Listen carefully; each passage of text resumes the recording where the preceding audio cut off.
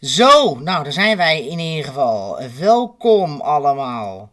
Welkom bij de live gedeelte van Game Nieuws. Ja, wij zullen eventjes ondertussen de stream erbij pakken waar het allemaal om gaat voor vandaag. En dat is namelijk de officiële Gamescom Opening Night livestream. En jullie horen mij allemaal goed. Ik ben samen trouwens met mijn co-host voor vanavond. Dat is Mr. Johnny, oftewel Johnny Grinwis. Goedenavond. John, goedenavond. Zo. Gamescom gaat natuurlijk dit jaar live, hè, in verband met corona gebeuren. Want normaal, ik ben er wel eens een keertje naartoe geweest. Ben jij wel eens geweest in Gamescom? Nee. Nee? Ik heb eigenlijk nog geen één live event meegedaan. Ik ben daar geweest bij Gamescom een paar jaar geleden. Met Activision toen de tijd. Met een bus gingen wij er naartoe. Echt superleuk is dat. En ja, het is gewoon eigenlijk een beurs waar allerlei games opgesteld staan. Alleen, ja, natuurlijk vanwege corona hebben ze dit allemaal nu live gemaakt. Wat natuurlijk wel leuk is, omdat we toch een beetje mee kunnen kijken en zo. En we hebben ook namelijk dit jaar eigenlijk wel voor het eerst, denk ik, een hele mooie line-up bij Gamescom. Omdat Gamescom normaal gesproken eigenlijk een beurs is waar eigenlijk allerlei games staan, zeg maar, die al getoond zijn of waar we wat van weten en zo. Ook de mensen in de chat, dankjewel voor het komen alvast. Ik zal jullie even gedag zeggen. Nick, Anko, Roon, Daan, Moonwalker zie ik hier, Diamond zie ik hier ook. In ieder geval allemaal goedenavond. Je ziet het hier op de achtergrond. Over 8 minuten start de officiële livestream van Gamescom. Nick, als je ook mee wil lullen, mag je ook in de live chat erbij komen. Als je het leuk vindt, om daar even over te lullen. Deze hele stream gebeuren duurt ongeveer tot 10:30. Dus het is al best wel lang. Ik heb hier ook een line-up gevonden. Eventjes van internet geplukt wat er vanavond zou moeten komen. Maar ik kan er al wel wat invullen. Denk jij ook wel, hè, John? Ja hoor. Want er staat hier bij mij in het begin... is namelijk de opening live with Geoff Keighley. Dat is degene achter Gamescom. Daarna een unannounced game trailer reveal. Dat zal waarschijnlijk wel Call of Duty zijn. Want Call of Duty zou vanavond wat meer overkomen. Call of Duty Black Ops Cold War natuurlijk. Nog een unannounced game. Dan hebben we Project Cars 3. De trailer reveal. En wat meer erover.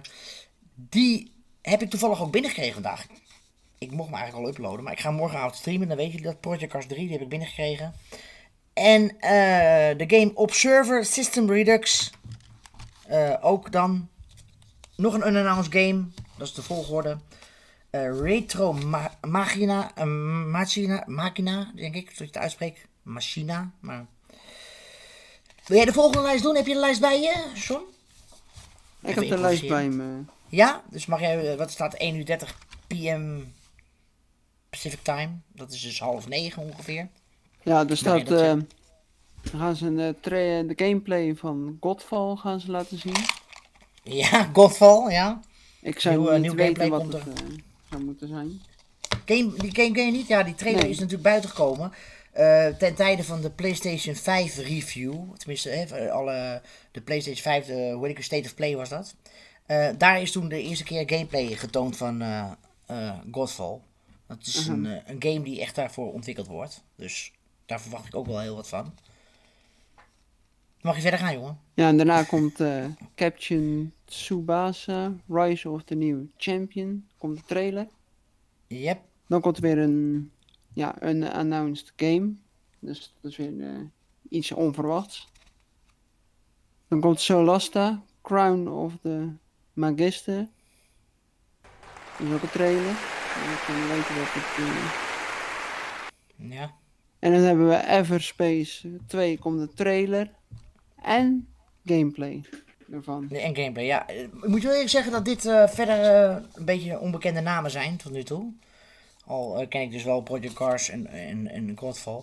We hebben dan om 9 uur ongeveer de Next Gen Console Watch Live. Dus ik denk dat we iets meer gaan zien over de volgende generatie consoles. Dus over de PlayStation 5, Xbox Series X. Pumping Jack, gameplay krijgen we daarvan te zien. Dan Werewolf the Apocalypse, Earthblood trailer reveal. De Dual Universe, ook een trailer daarvan. Weer een unannounced game, een trailer review. En Jump Force Deluxe Edition, ook een trailer. Mag jij de volgende weer doen? Ja, en dan 9:30 is dat. Ja. Dan komen de Humble Games. Dan komt weer een trailer. De Dual Universe, daar gaan ze een gameplay van doen. Monster Truck Championship komt ook een trailer. Speed Limit gaan ze een trailer doen. De X4 Foundations is ook een trailer. En de Giants Uprising een trailer. Ja. En dan in ieder geval om 10 uur zullen we afsluiten met Tinkertown, ook gameplay wat daarvoor getoond wordt. Giants Uprising, ook gameplay. Er staat in ieder geval allemaal nieuw gameplay bij, dus er zijn allemaal beelden die nog niet getoond zijn. X4 Foundations, ook gameplay een review ervan. En er zaten bij mij nog nieuws, games plus more live. Dus we gaan het allemaal gewoon eventjes zien. Ja, de unannounced games zijn meestal de games waar het er echt om doen. Ja. Dus dat is in ieder geval, nou ja, voor mij dan zeker Call of Duty waar ik dan op wacht eigenlijk, zeg maar. Ze zei Halo Infinite komt nog. Halo Infinite, ja. Ja. Maar ja, ik heb hier een hele dikke lijst voor de komende dagen wat eraan komt. Want er komt elke dag natuurlijk komt dit live. En als ik dan even kijk, ja, zou Ratchet Clank ook vanavond getoond worden trouwens. Dat heb ik ook gehoord in ieder geval. Dus dat moeten we ook eventjes bekijken. Natuurlijk een PlayStation game die op dit moment in ontwikkeling is. En dan volgens mij volgend jaar moet uitkomen uit mijn hoofd. Star Wars Squadrons natuurlijk ook een nieuwe getoonde game. Wasteland 3, die komt over trouwens een paar weken uit. Fall Guys seizoen 2, ook leuk natuurlijk wat mee gedaan wordt. Ja. Dan iets over The Sims 4, Lego Star Wars natuurlijk, de nieuwe Lego game, maar dan de complete saga, de hele Skywalker saga. Dat zijn dus alle 9 films die in de Lego game zitten. Nou ja, Prodigal staat hier dan, kijk, die hebben we gehad. Zo'n beetje, even kijken, ik pak hier eventjes wat hele mooie namen, eventjes hier langs. Want het is echt een hele lijst, voor de duidelijkheid, 3 pagina's. En Little Nightmares 2, ook heel erg leuk natuurlijk, waar we op wachten. Sea of Thieves, dat zal waarschijnlijk wel updates zijn die ervoor uitkomen, ook Medal of Honor. Crash Bandicoot, dat verwachten we ook deze dagen. Crash Bandicoot 4, Dirt 5 natuurlijk. WRC 9 is ook wel een mooie titel. Tony Hawk natuurlijk, Pro Skater. Ook de remaster, een mooie titel die gaat uitkomen.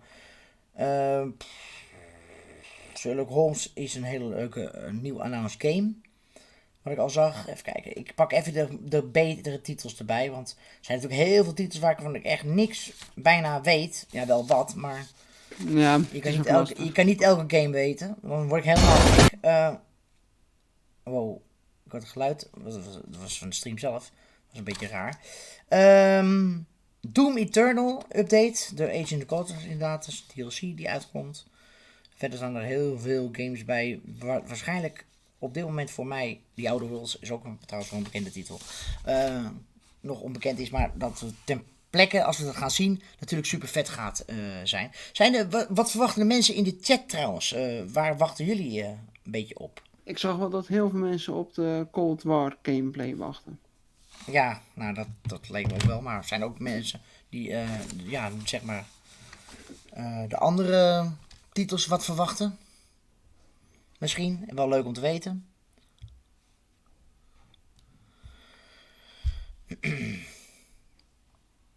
Hey Milan, goedenavond. Wij wachten even op de officiële... Wow, we zijn aan het testen of zo, denk ik. Wat is dat geluid dat ik hoorde? Ik mag aannemen dat dit... Was dat bij jou dat geluid? Nee. Oké, raar. Dat ik dat hoorde, maar... Lego Star Wars, ja, maar ik ben eerlijk, dat zijn echt leuke games, hè? Lego Star Wars, hè? Dat zijn echt leuke games, Lego games. Ik weet niet, ik vind het altijd wel een beetje... Ik vind het altijd wel leuk op een of andere manier. Dus, ik verwacht wel wat van die kleinere studio's die wat gaan maken. Daar verwacht ik ook wel van. Ja. Wat vond je van de Cold War trailer? Ik vond het echt super vette trailer trouwens. Dus, Hello and welcome to the Gamescom Opening Night Live 2020 pre-show. I'm Kyle Bossman, and this is my hot and stinky apartment.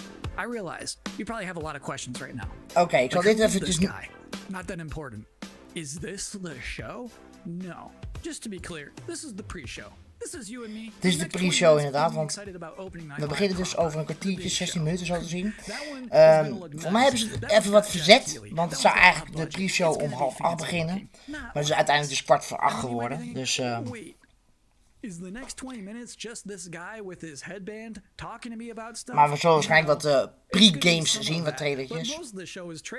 Ja, echt, denk ik, games die niet echt bijzonder zijn, denk ik. Nou, zijn job is dus om alleen te lachen. Dat moeten wij ook doen. Tenminste, ik moet lachen voor de stream. Hoi hoi, chat. Ik zou zeggen, jongens, like even deze stream natuurlijk. Zal het tot ongeveer 10:30 duren? Misschien ga ik daarna nog eventjes gewoon zelf live. Je weet me nooit. We gaan naar een game kijken. World Premiere. Nou.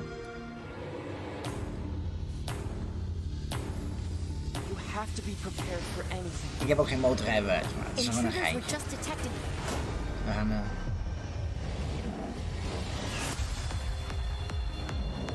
Dit is Bandai Namco, ja. Ik heb vandaag mee gesproken met Bandai Namco. Serieus. Want ik had de game gekregen, weet ik weer wezen, hè. We have so many different powers. Let's do this.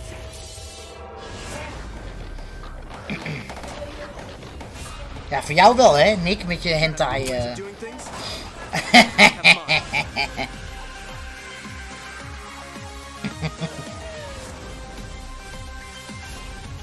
Ja.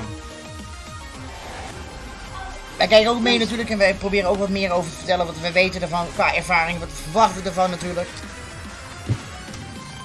Het is leuk om zo'n show altijd te doen, maar ja, het is altijd een beetje moeilijk voorbereiden. Aangezien wij natuurlijk ook niet de line-up weten. Wij zijn niet de hele grote IGN en dat soort dingen. Nee, die weten alles wel iets. Die weten alles van tevoren al. Wij moeten het altijd een beetje uit de losse pols doen. Maar dat komt wel goed. Scarlet Nexus. In ieder geval Xbox... If you're just now joining us, this is the Gamescom opening night live Xbox only, maar het is waarschijnlijk hebben ze samenwerken met Xbox. Bandai Namco zit gewoon op PlayStation ook namelijk. Minutes, much less than now, we are counting down the minutes until the big show, opening night live, in which you're going to get fresh looks at Fall Guys Season 2, Destiny 2, Call of Duty Black Ops Cold War was just announced yesterday. We're already going to see more of that tonight. Lots of things to see. Cindy Goodman from IGN is going to be giving out the Gamescom awards for Best PC Game, Best PlayStation Game, Best Xbox Game, as well as talking about some brand new shows from IGN that they are debuting this week at Gamescom. Lots of stuff in ONL. It is going to be a chunky, thick show. But in the meantime, for this pre-show, it is time now for another world premiere on our end. The game next that we're going to see is called Quantum Error. And parents, Quantum Error als volgende game world premiere. Kids to bed, because it's about to get scary as hell in here. Dus I don't care if you're in the Western Hemisphere and it is the afternoon. Put the kids to bed. World premiere, jongens.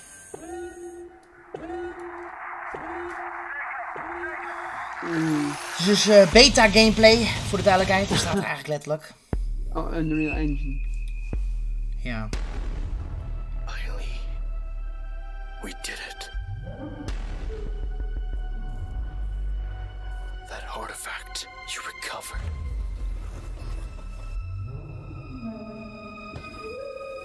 Dus de in-game beeld wat je ziet is niet de volledige game, hè? Het is beta gameplay.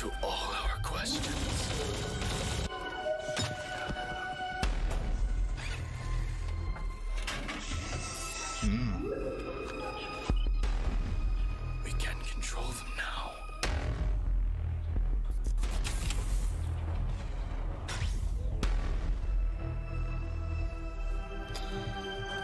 Use them to travel the stars. Ik ga even aan mijn muis leggen. Heel irritant. Zo.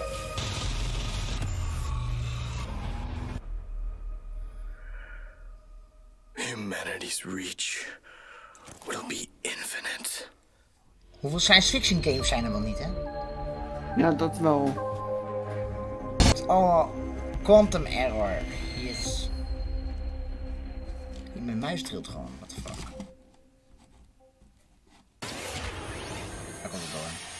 We've got a lot more world exclusive trailers to go, more pre-show to go, an interview with Jeff Keighley. Next up, we have a car brand synonymous with racing. Ik moet wel eerlijk zeggen, deze innovation meneer and a key ziet er ook wel partner uit of alsof hij Gamescom een for dagje years. of 2 Ford. niet de zonlicht heeft They're about to gezien. exclusively reveal the Toch? first Of, ever car made with Dat denk ik Ford's ook. Ford Die heeft misschien heel Check it hard out. moeten werken de laatste 2 dagen. Ford knows racing. In 2019, we brought our love of racing to gaming and Team Fordzilla was born. And that was just the Nou. beginning.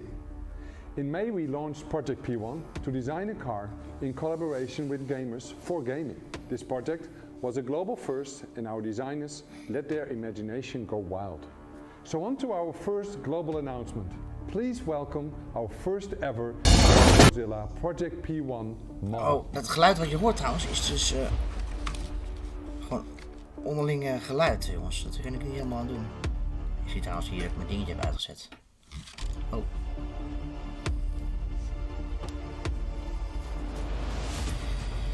Hij mag...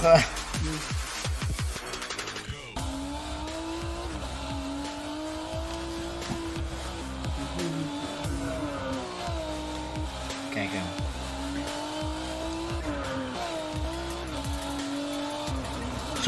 Zo ken ik de Ford auto's niet hoor. Fordzilla. And now our second Powered by announcement. Ford. You got us so excited with Project P1 that we are now Nou committing jongens, als to make a real bedrijven, world zulke version bedrijven ook of this games gaan maken. groundbreaking car.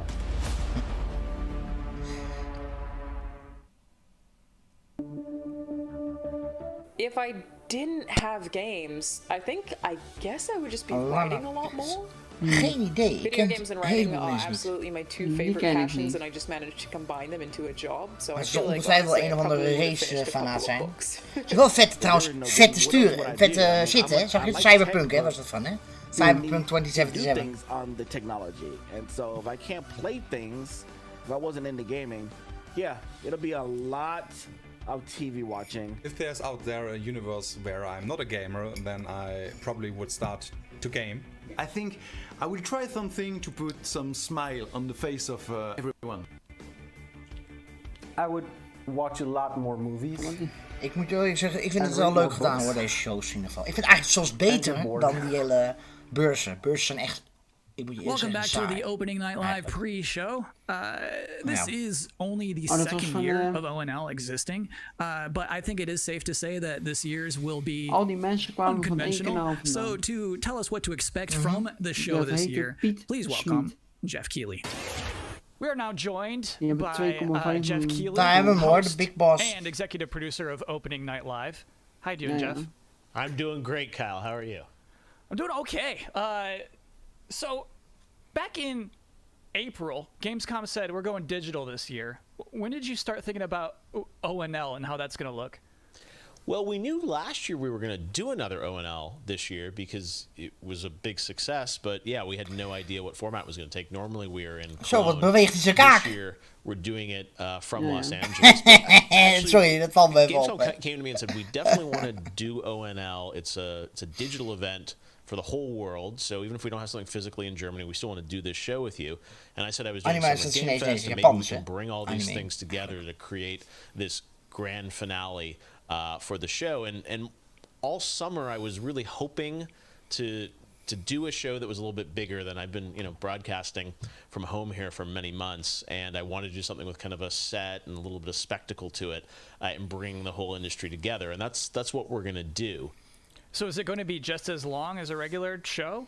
Yeah, we have like 2 hours of stuff to show folks from across the industry. Nou, normaal wordt 2 uurtjes ongeveer zal de show gaan duren, de echte show. Dit is nog steeds de pre-show.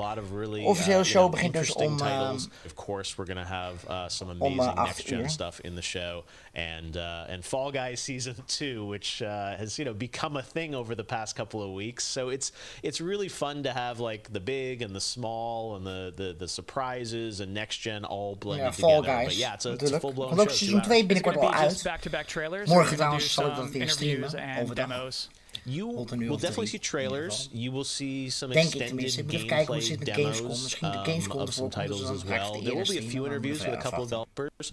developers. We've got some special guests. And one thing I will say kind of right out of the gate is that this is not sort of wall-to-wall shock and awe announcements of new games similar to last year at Gamescom. We have some really big updates on games that fans are excited about and meaningful. But the kind of big surprise announcements, we have a few things in the show, and we have lots of great things planned for the Game Awards. But similar to last year, this is really a showcase of like big holiday games coming next year that you know about. So I would tell people to set their expectations to be really meaningful updates on existing games versus blowing you away with surprise shock announcements. Great. Jeff, I'm personally looking forward to the show. Well, me too. It's been really fun to build this, but even working with our team, it's been challenging to do things safely in the era of COVID, and it's meant a lot to me that Gamescom has said we still want to do this show, and I think for all of us in the industry, we want that big showcase. So I'm just really excited to honestly leave home, do hij is dus gewoon have a enthousiast, set, and you'll see we've got dat screens and lights. ook vanwege COVID. If we do it right, we're gonna hopefully create that magic moment that we haven't felt this summer, right? A lot of the events this summer have been pre-taped magisch mogelijk zijn. Eigenlijk een beetje gewoon zijn zoals het echt is. But I really wanted to do something live with a lot of energy to it. So if we do things right, that's what people are about to see. Very cool. Good luck with everything. Thanks, Kyle. Thanks for hosting the pre-show. I'm doing my best. So just so we're all on the same page about what just happened, that was basically an interview with my boss using questions that I mostly already know the answers to. So considering all that, I think that went pretty well. Next up, we do have another world premiere trailer, baby. Vroom vroom honk honk voor Dirt 5. Dirt 5, jongens, krijgen wij. Gameplaybeelden. Hey, dat is toch het stadion van Call of Duty? Van Warzone. Lekker even.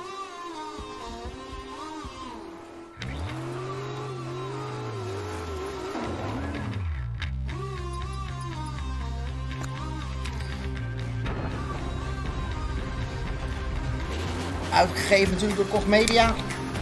Heb ik ook contact mee.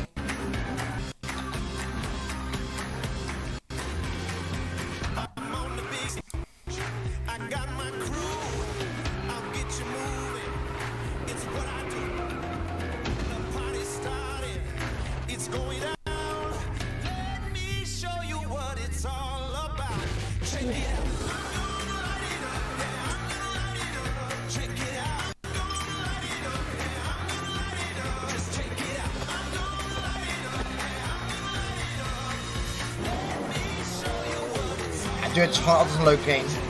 Dirt is zeker leuk. Lekker grauw, grof.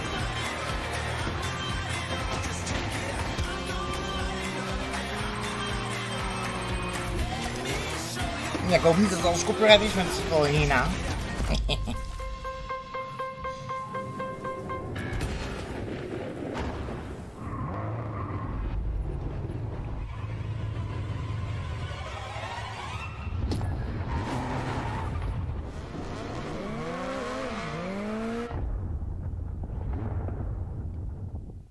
Oké.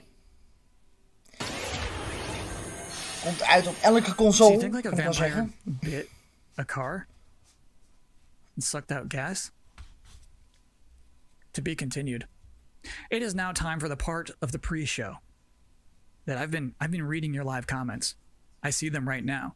Everybody's blowing up, demanding Kyle's 10 reasons to be excited for opening night live. Well, let's kick it off. Reason number 10 to be excited for Opening Night Live 2020. Feeling excited for next gen again. Number 9, Jeff Keighley wardrobe reveal. Number 8 reason to be excited for Opening Night Live 2020. Destiny trailers are usually pretty good. Number 7, it will mean this pre-show is finally over. Number 6, Call of Duty Black Ops Cold War. Number 5 reason to be excited for ONL 2020. Shadow drops. Number 4, Fall Guys Season 2. Number 3 reason to be excited for ONL 2020. Actual gameplay from a mysterious PlayStation 5 exclusive. Ooh. Number 2, everything else in my life sucks right now. And the number 1 reason to be excited for Opening Night Live 2020. Jeff Keighley said it's gonna be good. We have one final world premiere trailer to show off, and this trailer is an announcement of a Switch version of a popular game from 2018 that can only be described as Dinosaursy. Enjoy.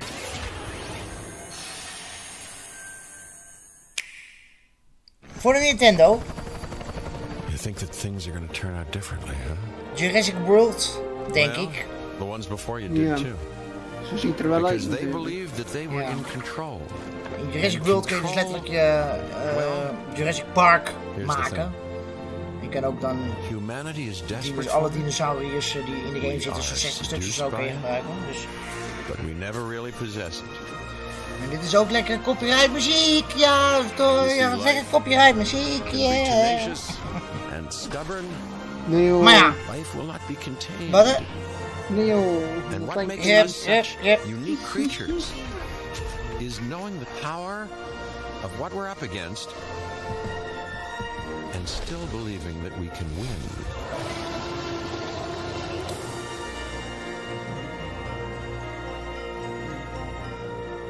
Jurassic World.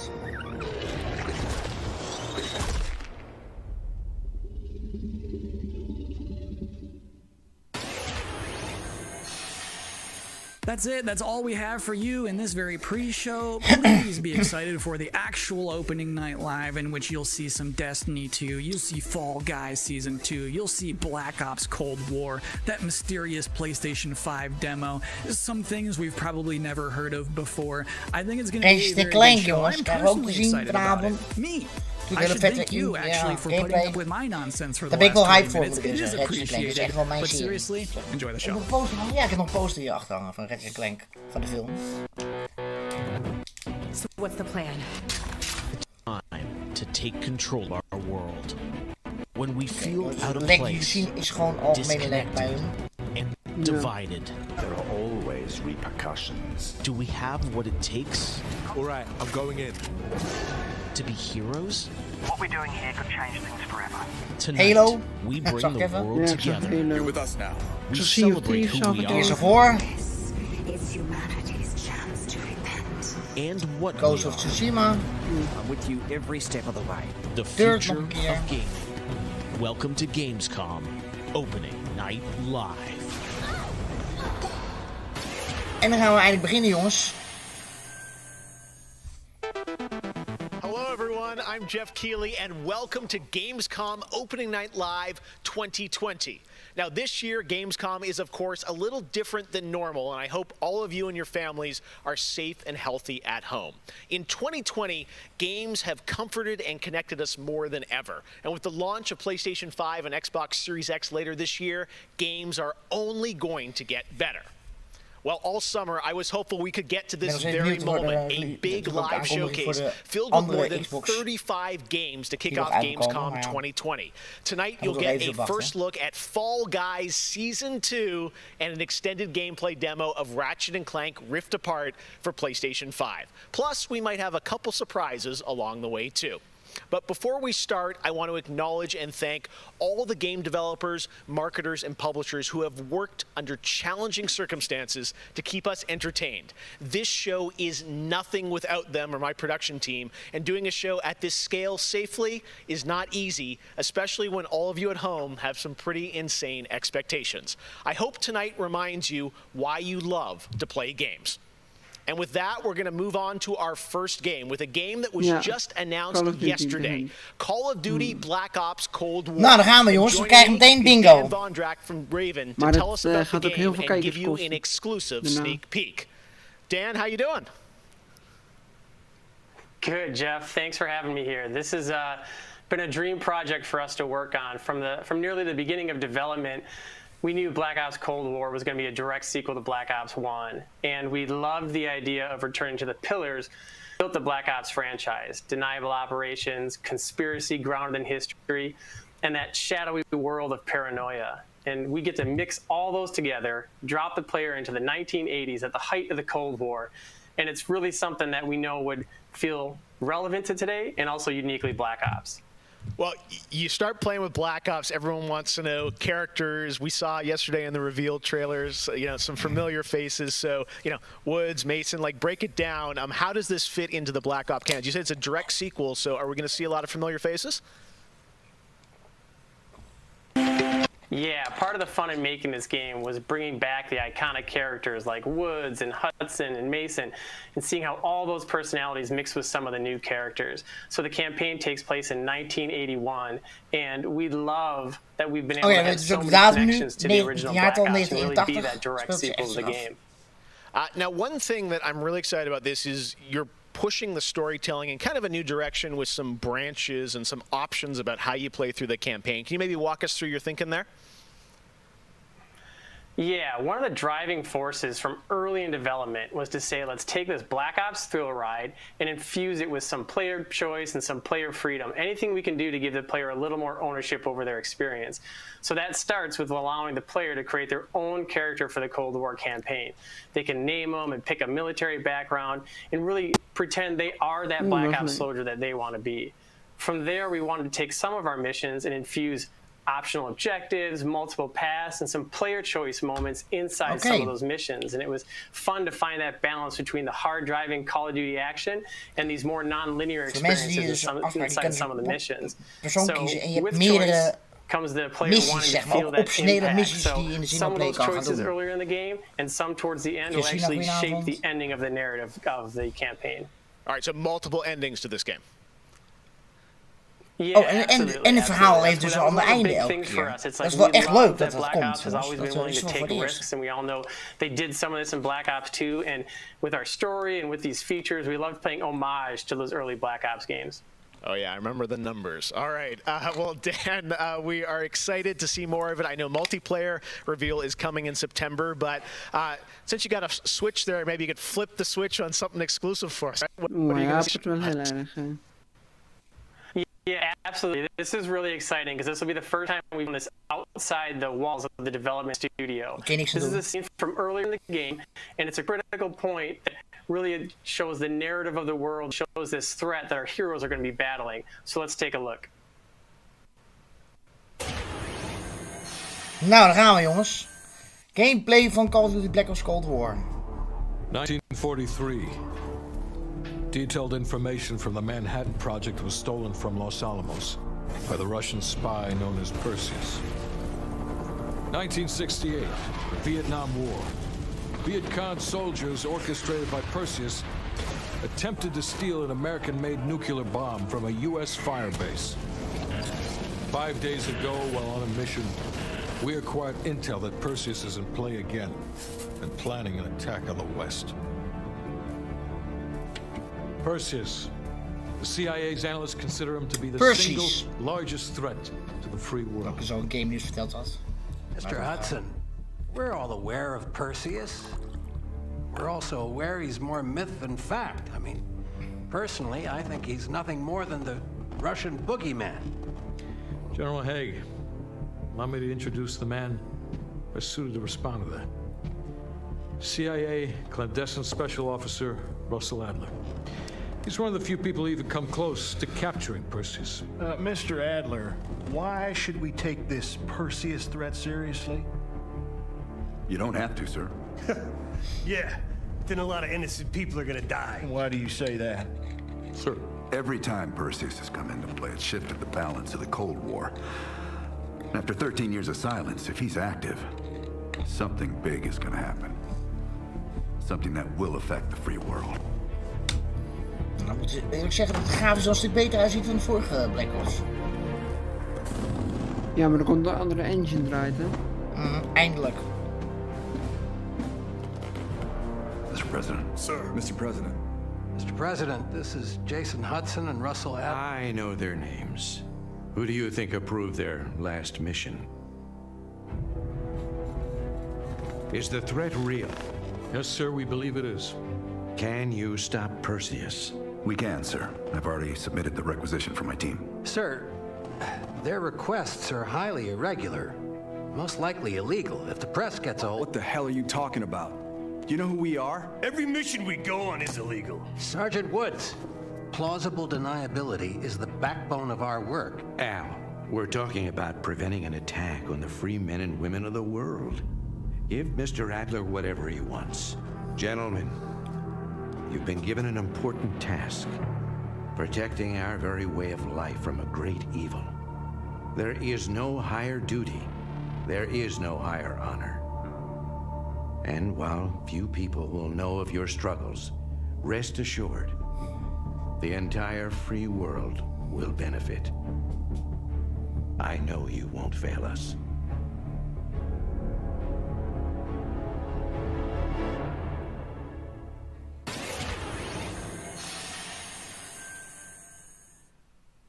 Tonight we have some new game announcement for you guys as well, including this one, a new next-gen narrative action-adventure game from Reflector Entertainment. Sorry Christiena, we zaten met z'n allen eventjes gewoon rustig te kijken. The game tells the story of Haruna, a woman raised on the Dat streets was of de... India and haunted by visions of her Dat is een own death. anticlimax, ja.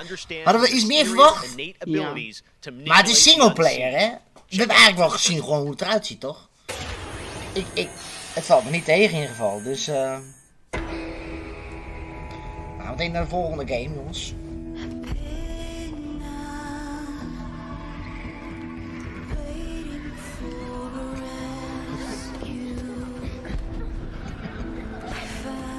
Ja, maar dat is altijd zo. Wat denken jullie zelf, jongens? Denken jullie dan dat er gewoon een uur lang gameplay komt van Call of Duty? Ja, toch? Dat verwacht je ook niet, snap je? Ja, er komt ook een update in dat voor Sims 4 weer. Ja, Sims 4. Ja.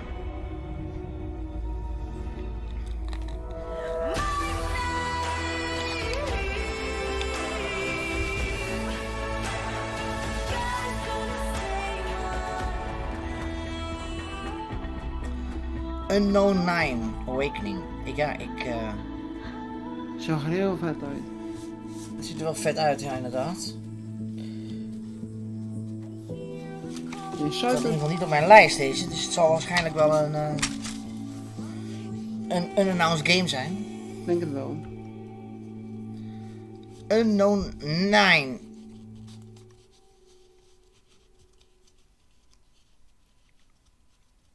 Komt op PC en de volgende generatie consoles. Oftewel niet op de current gen, wat we nu hebben. Tenminste, dat is niet voor aangekondigd. Let's get to the gameplay. One of this year's biggest games has been Doom Eternal. Tonight we've got an exclusive first look at the campaign expansion called the Ancient Ja, dus de update die binnenkort uitkomt van Doom Eternal van Bethesda natuurlijk.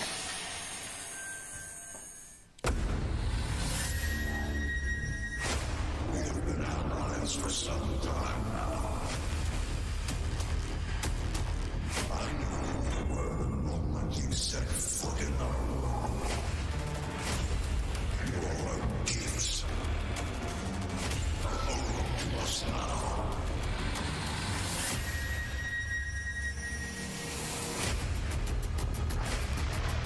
The Slayer has arrived. Het is ook super vet dit, hè. Ik heb het geüpload alleen en niemand kijkt ernaar. Maar ja, dat komt gewoon omdat het is natuurlijk wel een beetje hetzelfde.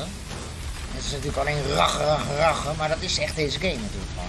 We were to resurrect the only ones who can save this world.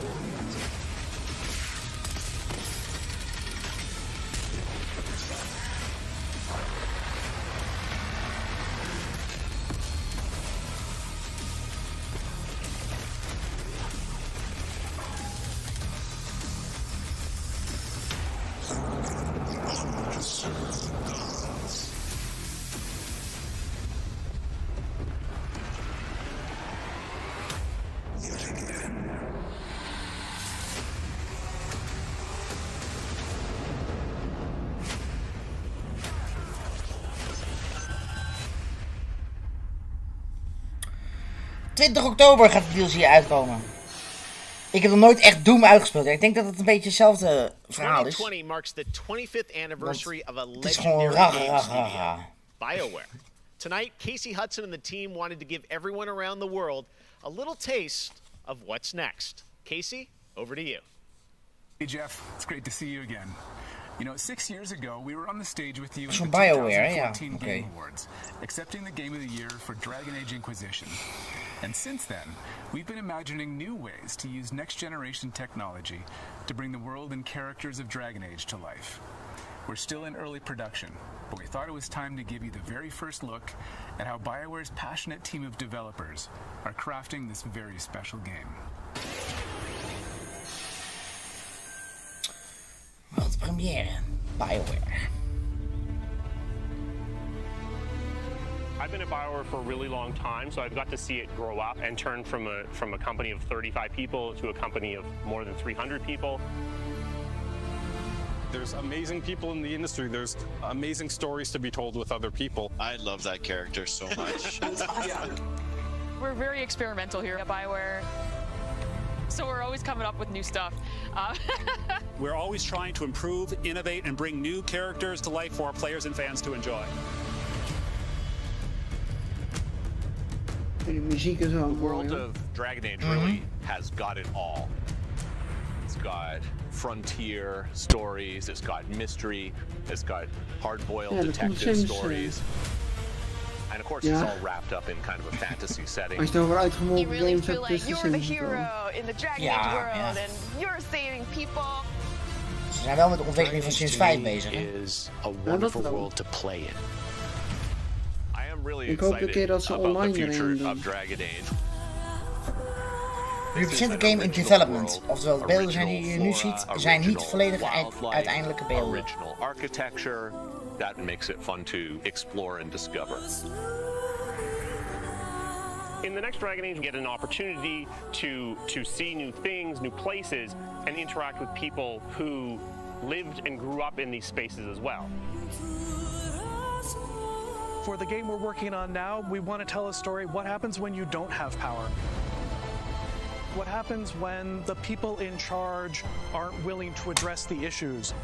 The things that you can expect in the next installment are going to be stories that focus on the people around you and the friends and family you make.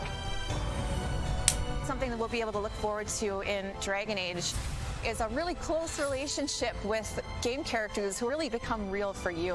Dat is wel leuk hè, die plaatjes die ze maken, die concept arts. One of the best examples of that is Solus. Half the community wants to kill him, half the people want to marry him, and another part wants to do both. They call me the Dread Wolf. What will they call you when this is over? BioWare and EA has been one of the forerunners in using motion magic technology, and that makes it way more realistic when you're looking at the characters and the way they walk. Kijk, dat is de game capturing hè, voor de mensen die bewegen in de game. Capturen ze gewoon met een speciale VR gebeuren. 3D gebeuren. No, it's okay. That's the good kind of rumble. I actually design bosses. I help with the creature design team as well. So I do all of the big threats that you have to go up against. Nobody dies on my watch. For the Wardens! Choice is a big part of what Dragon Age is as a franchise. The decisions you make Meest can affect goedenavond. change in the world. Decision making can mean that a party member lives or... Dit is live game nieuws, ja. Je kijkt mee met de Gamescom in Keulen. Wat normaal gesproken natuurlijk altijd een beurs is. Maar in dit geval door corona is het allemaal live gemaakt en wij becommentariëren het. Zoveel wij kunnen natuurlijk. Every time.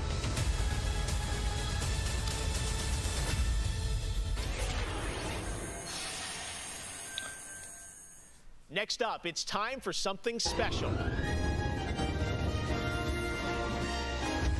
Ik hoor Back to the Future geluid, maar ik mag niet aannemen dat het niet dat is. Want het is zo copyright! Want als ze niet copyright kan beter zijn. Serious miscalculation. Wow, wait, you're, what's his name? Back to the Future? I'm Emmanuel Brown, doctor of Ja, physics, copyright. not of medicine, and certainly not that quack from Rick and Morty.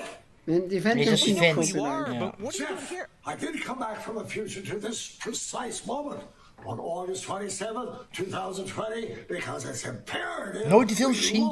Schaam jezelf. Simulator 2. Schaam je. And what exactly do you have to do with Surgeon Simulator? During the mid-20th century, some friends of mine from... Oh, het gaat over de game Surgeon Simulator. Waar je dus een operatie kan naamdoen, zeg maar. Het, the Surgeon Simulator training program. Now, 7 years later, we've digitized the experience. Ze hebben al een paar van die games. Serieus, Christiena ook niet gezien? Back to the Future. Back to the Future niet gezien? Wat? Ik zei maar niks. Nou. Dat is Dr. Brown, Dr. Emmett Brown van Back to the Future. Nee, Star Wars heb ik er 1 of 2 gezien en daarna niet meer. Ik heb wel de DeLorean, de tijdmachine, die auto. Nee. I'm off to another world premiere. Avengers 26, The Return of the Son of Thanos, opening 2077. And with that, I leave the fate of the human race in your hands. 2077 is Cyberpunk. Doctor's orders. Zorg voor het geluid, jongens. Kan je niet doen. Surgeon Simulator, ja. Only give him a little pat on the head. Where does this part go? Oh, je kan met meerdere mensen doen, dat is leuk. He looks good as new. Now grab the good arm and bring it in here. Koop is wel leuk. Maar hij staat niet allemaal op, trouwens, Back to the Future staat niet helemaal op Netflix.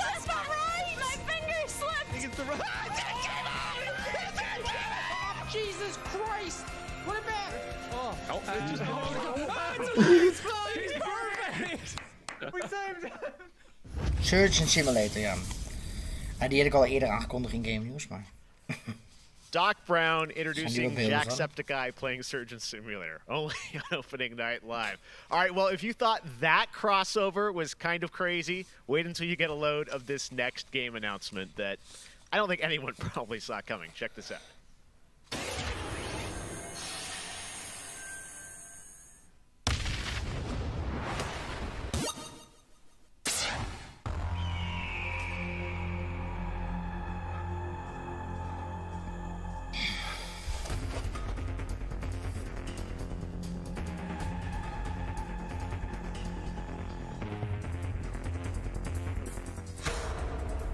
Nou. Ze maken gewoon een echte film voor de game. Ja.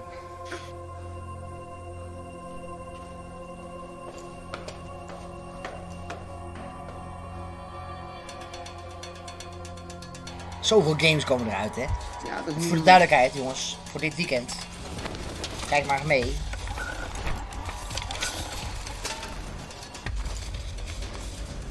Drie pagina's vol met games en DLC wat uitkomt.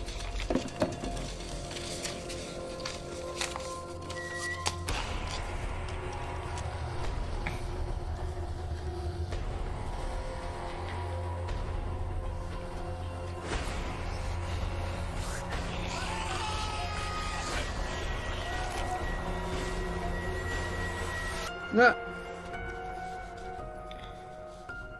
The Walking Dead. Bridge, oh ja, dat is die andere. Oh, je moet de brug bouwen. Xbox X, One, PS5, PlayStation 4, PC, Switch. Google Play Tonight is just the start of Gamescom 2020. Over the next 3 days, there are more streams from IGN and Webedia with in-depth looks at games, a digital cosplay contest, and some special new shows just for Gamescom. Your portal for all things. Ja, dus de komende 3 dagen en veel streams met Gamescom. Dat ga ik niet doen. Dit is eigenlijk de belangrijkste avond, zeg maar. De rest van de streams zijn allemaal een beetje meer de diepte ingaan, zeg maar. Dus. I love. Check this out.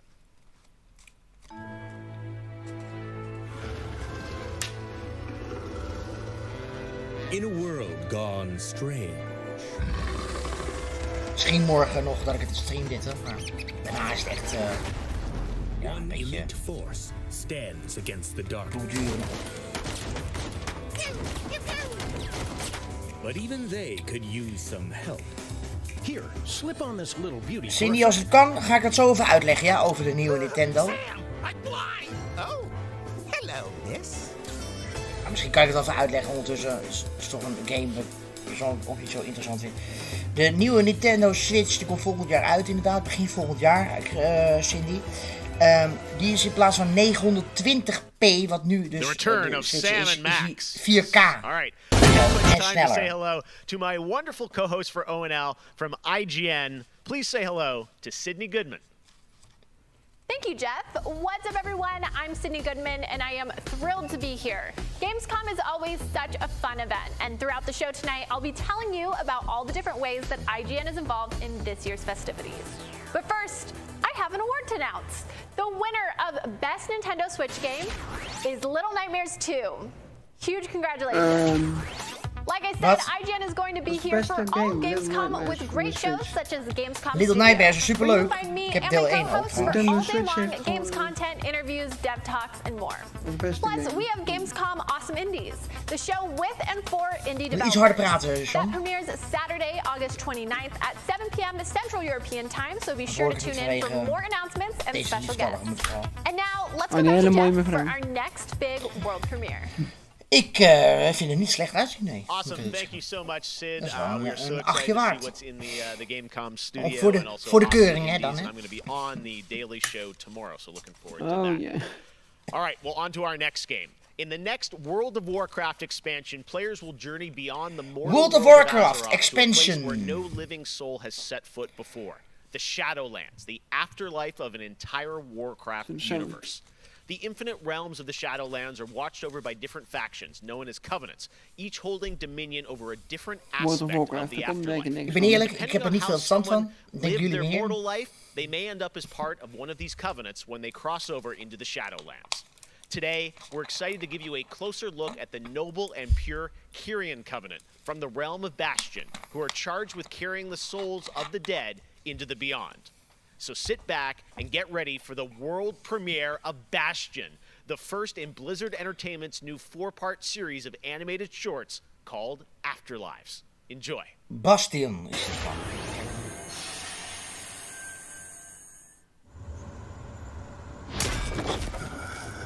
Heb ik nou goed? Is het nou een aparte game, Bastion, in de wereld van World of Warcraft?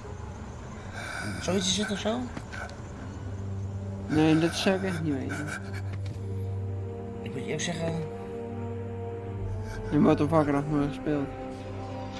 Nee, jij niet? Nee. Wat had je wel verwacht, zeker? Eigenlijk wel, ja, als ik eerlijk ben. Ik had van jou ook een beetje verwacht, World of Warcraft. Nee. Save my soul. Trouwens, voor de mensen die kijken, jongens, like eventjes de stream. Dat zou ik super tof vinden natuurlijk. Hier op deze eerste avond Gamescom. Vanuit Keulen. Uther. Where am I? Welcome to Bastion. Bastion is het, ja. You led a truly selfless life. And for that, you have been chosen. Chosen? Nee, wonen moest je voor elke maand betalen als het goed is, was het toch? And join the ranks weet of niet. the ascended. Als het goed is wel, daarom heb ik hem niet Serving gespeeld. to ferry the souls of the dead Grant? unto the Shadowlands. Ho ho, ik heb RuneScape gespeeld. And my Ging ik ook work is not done. member worden. There is an evil that must be... Wel vet, There is no deze cinematische... evil The darkness was sealed within the maw long ago. You're wrong. Ja, elke maand.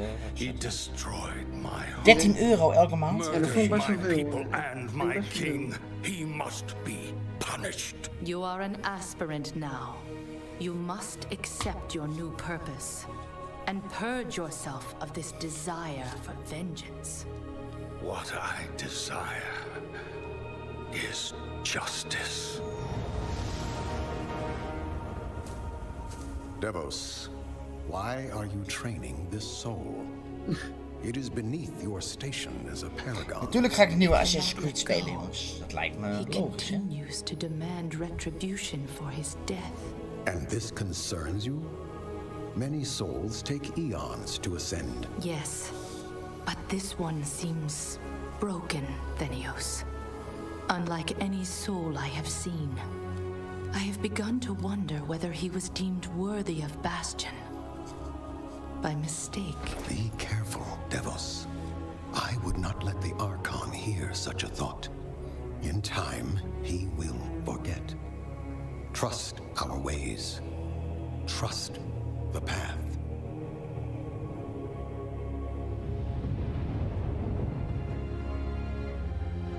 Thenios. How long must we train? Until you are ready to ascend. And what is keeping me from ascension?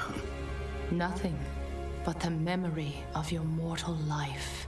How can I forget when I can still feel his blade? Your soul is wounded? Who did this to you?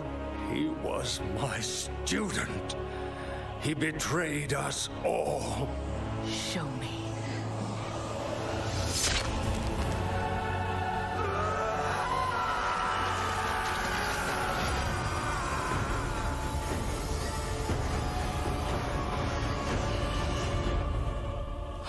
Cyberpunk 2077, ja, heb ik ook niet aan. The runes on his blade were unmistakable.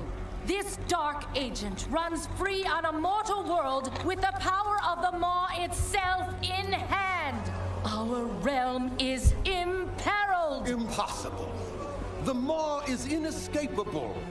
You must return to the path. If he had purged his life, we never would have known of this calamity. The path is flawed. Enough! The order of the Shadowlands depends on the execution of our eternal charge. You will abandon this course. As you command, my Archon.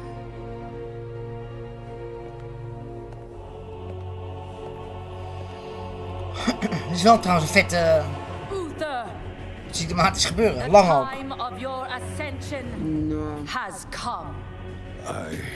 Ben ik niet eens van van. Do you wish to see him punished? Het hoort ook wel bij zo'n game. Then prepare yourself. Een storyline erachter.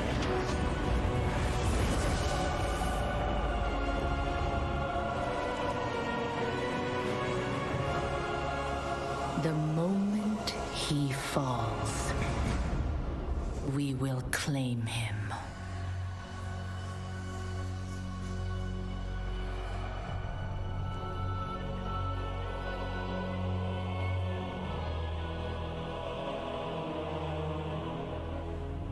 I see. Only darkness before me.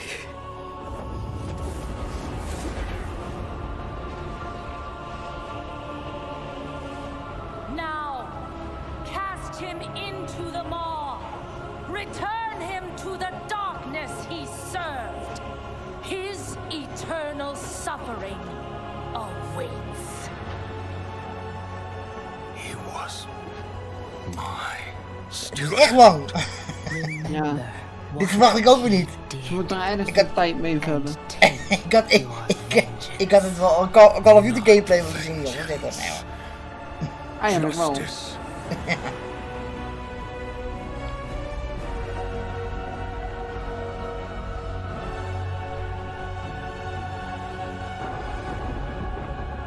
Ik heb het niet voor het zeggen, Cindy.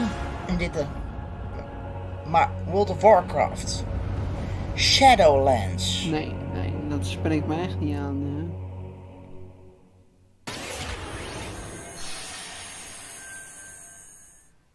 All right, hope you guys enjoyed that exclusive look at Bastion. Now, we know many of you can't wait to experience Shadowlands, and our friends at Blizzard want you to know the wait is almost over.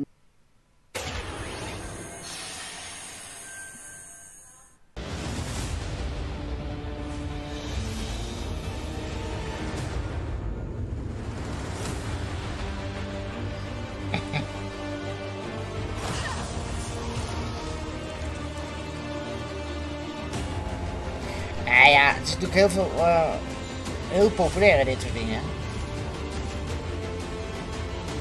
Maar vooral in Japan. Nee, ook hier hoor. Zo. Nou, het is ook op Twitch toch, als mensen streamen, wordt echt massaal bekeken dit dan. Ja, maar ook omdat ze ook publiek hebben. Ja. Als we hiermee zouden starten, dan komt het niet van de grond hoor.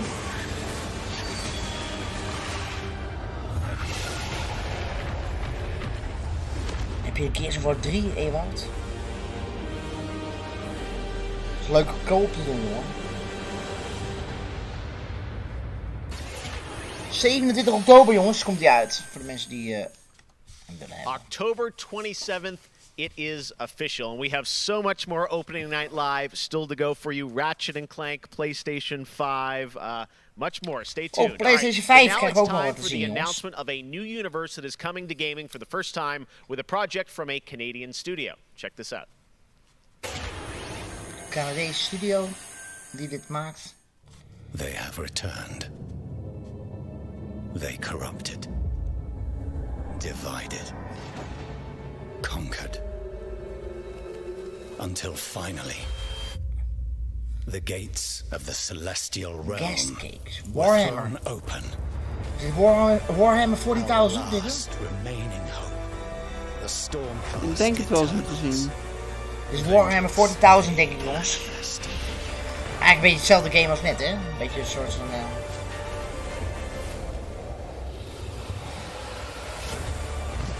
nooit gespeeld zelf, maar... Zou ook Warhammer kunnen zijn. Dit is Warhammer, ja. Warhammer 40.000 denk ik. Oh nee, Warhammer Age of... ik weet het is hier wel Warhammer. Niet aangekondigd voor de next gen. Zie ik even heel snel staan. Alleen voor de current gen. Now, you guys may remember back in June I had some Kijk, fun with dit is my weer een buddy game waar ik Crash echt wel benieuwd naar announcing ben. Crash for its Crash about time. Bandicoot. With the game coming in October, Crash, of Van course, had to Activision come back for tegenwoordig, hè? opening night live. So let's bring him out, everybody. Crash Bandicoot. What? He's where?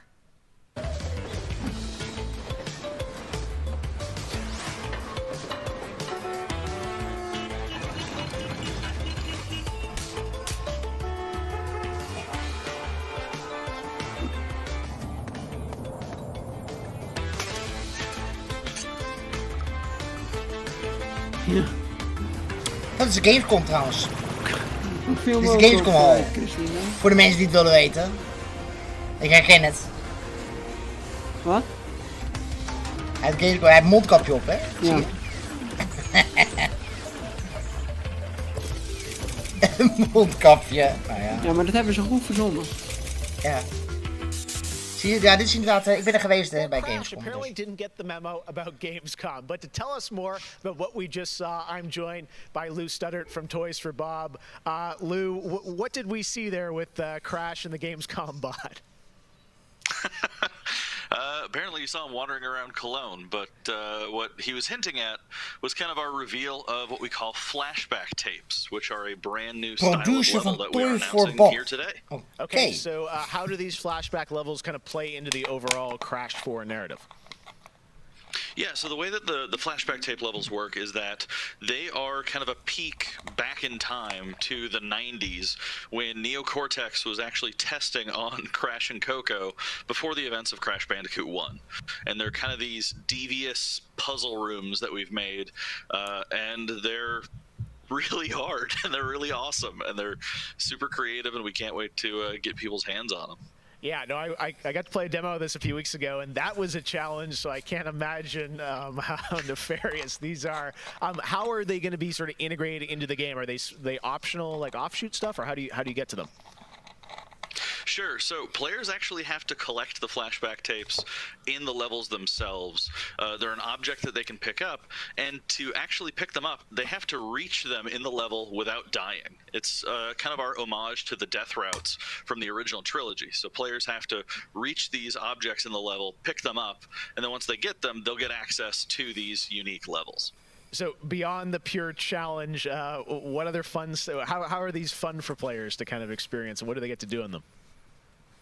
Sure. So one of the things that we did was we actually used these as, like I said, puzzle rooms, really kind of fun, nefarious, devious ways for Crash to really express that pure platforming kind of aspect of gameplay that we know and love about the franchise. But then narratively for us, it was really cool to layer in kind of a unique perspective to the franchise. This is the moment when Cortex is really excited about the prospect of Crash being on his team, because Crash was originally created by Cortex, and so this is a weird point in time that's never really been explored in the games before. Awesome. All right. Well, Crash 4, it's about time. Looks phenomenal, Lou. We cannot wait to check it out in October. Thanks for joining us. Yeah, thanks for having me. Awesome. All right. Well, we will be right back after this for more Gamescom Opening Night Live.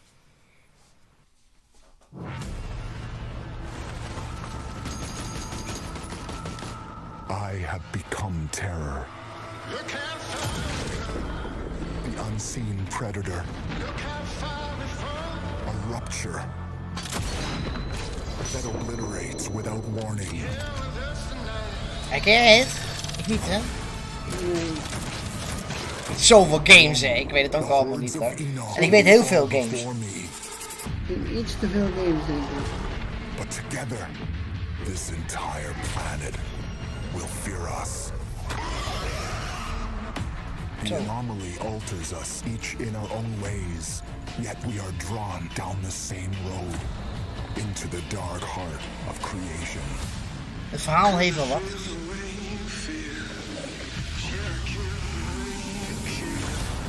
We will find the source, whatever it holds. Nee, er is geen Borderlands zitten. Borderlands is zo cartoony, hè.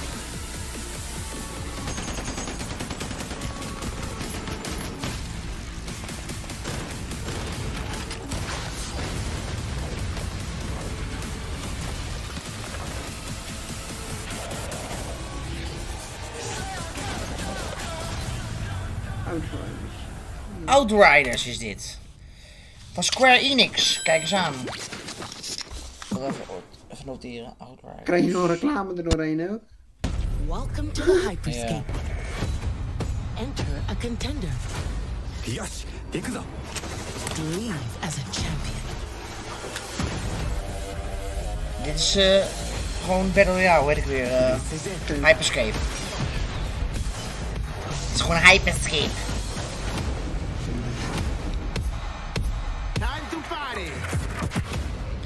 Moet je eerlijk zeggen, ik denk niet echt dat het een hele goede Battle Royale is. Eigenlijk voor...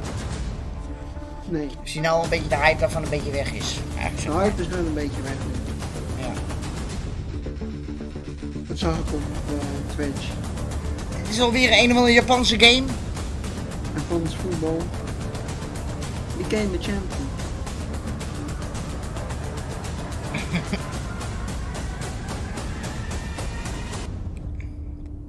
Japans voetbal is altijd net Tsubasa, ja, dat vind ik wel I can see you're new here. Alles wat Japan doet is net van Focus, ook Warhammer. Iets van Warhammer is gestaan. Suffering away like ants. Deep underground where we ain't causing trouble but are rich boys and girls, no matter how loud we are.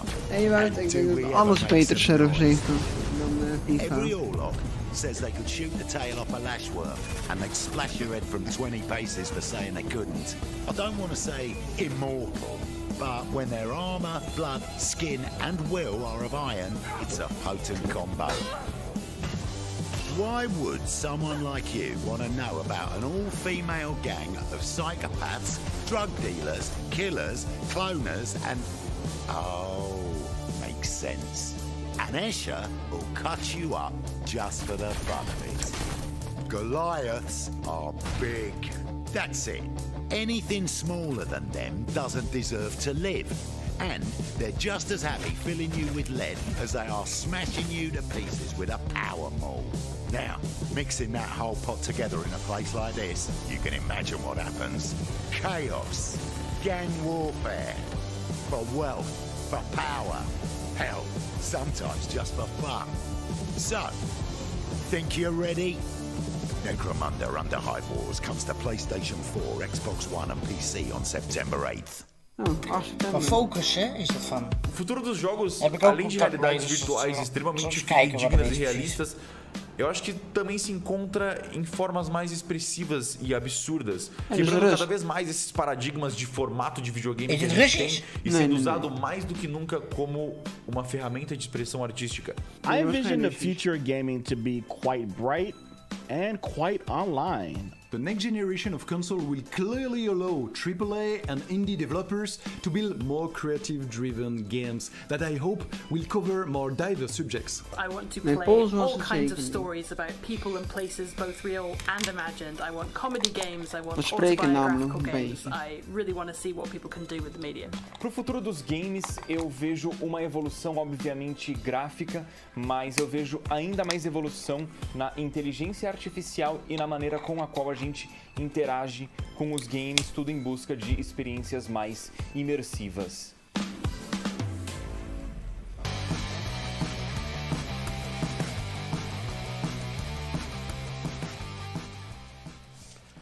You know, one of the things I love about opening night is that we can show you the biggest games in the industry and also smaller titles that should be on your radar.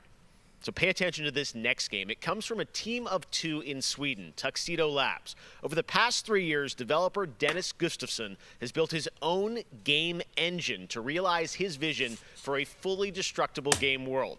What he's building has absolutely blown me away. So I asked Dennis to prepare a special trailer just for tonight. I hope you're equally inspired by the ideas in this next game. Definitely one to watch. Teardown.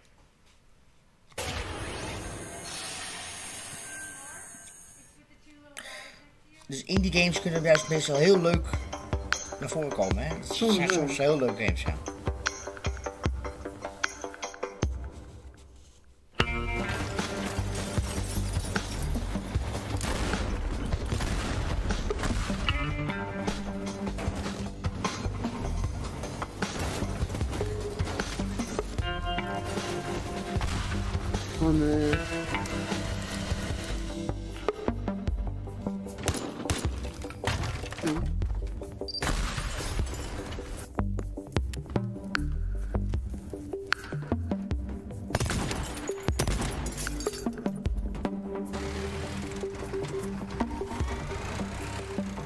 Lijkt wel een Lego game half. Ja, zoiets dacht ik ook al.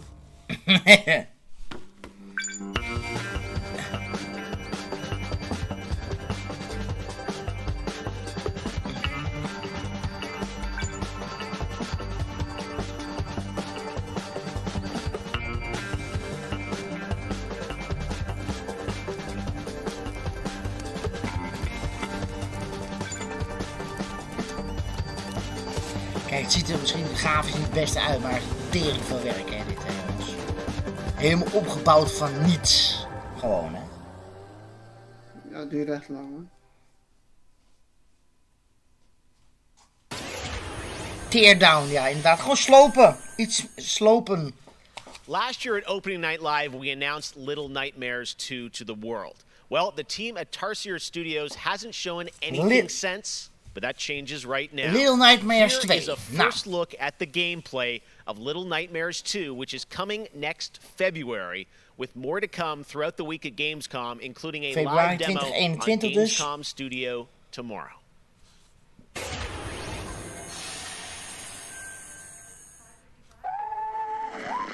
Bandai Namco. Nice. All right, thank you.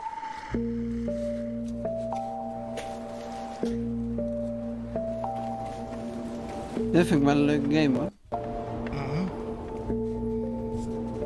Nou, ik heb nu een nieuwe contactpersoon voor Bandai Namco. Sinds vandaag. Een hele bekende YouTuber. Wel grappig eigenlijk. Die zit aanstaande zondag in Bartalk ook. Ah. Wat hè? Ah.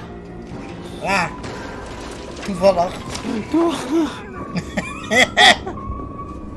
Wel toevallig, ja. Maar die zegt...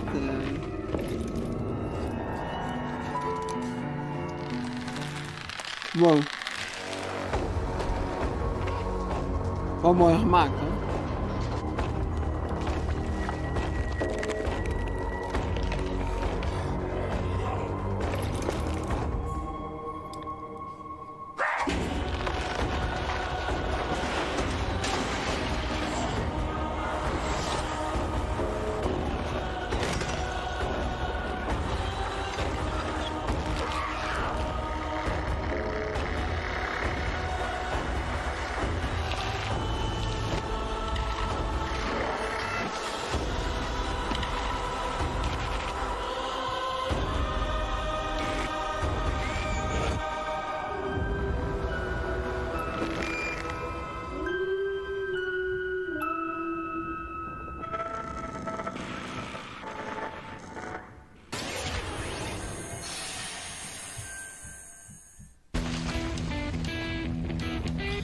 I'm WWE Hall of Famer Jerry the King Lawler, and I'm reuniting with my old buddy Mauro Ranallo to bring you all the over-the-top action in WWE 2K Battleground. Mamma mia!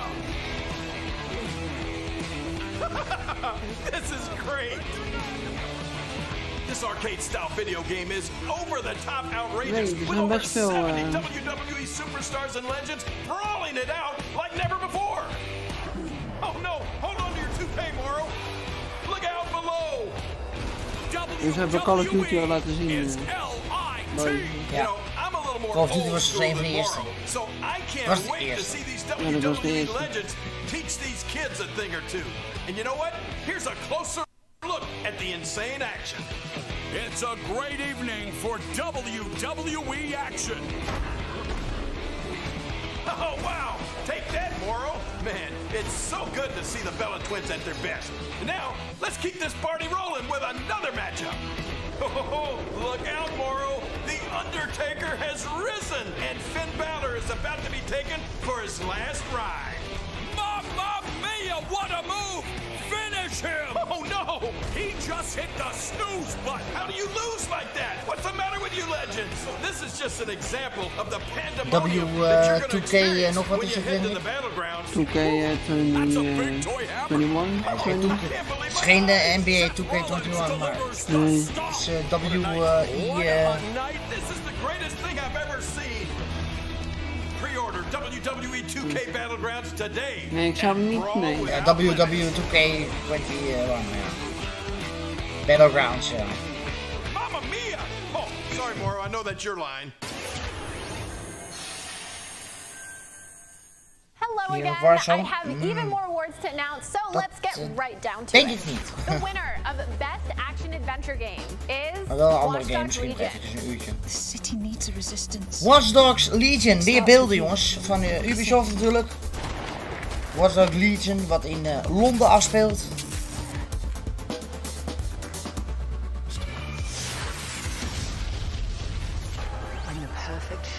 The winner of the Best Action Game is Star Wars Squadrons. Star Wars Squadrons van EA. Think you can escape? This is gonna be close.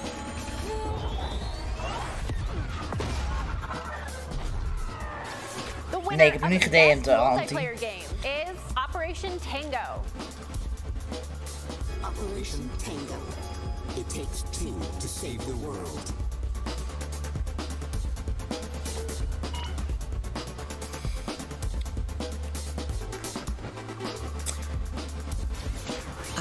To be an explorer. The winner of Best Indie Game is Curious Expedition 2. Best Indie Game. Nou, Curious Expedition. ik denk dat er wel andere indie games leuker zijn dan dit, maar... It was time for the world to learn my name. Congratulations to all the winners. As I mentioned, Ik ben zeker naar Gamescom Gamescom geweest. All Gamescom with great shows and new ways for you to get all your gaming news. Check it out. Gamescom 2020 is the heart of gaming, and you can keep to the beat right here on IGN.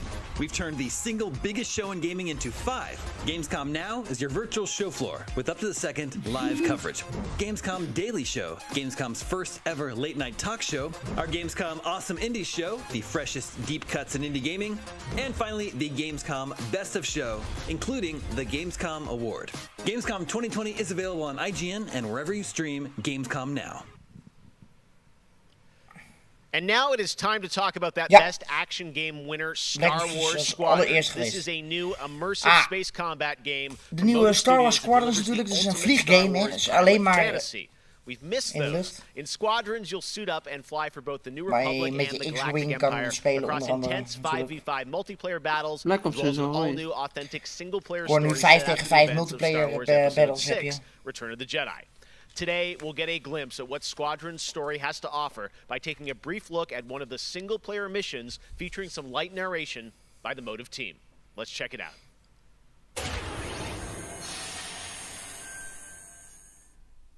We all choose our path. Light or dark. Freedom or Noah.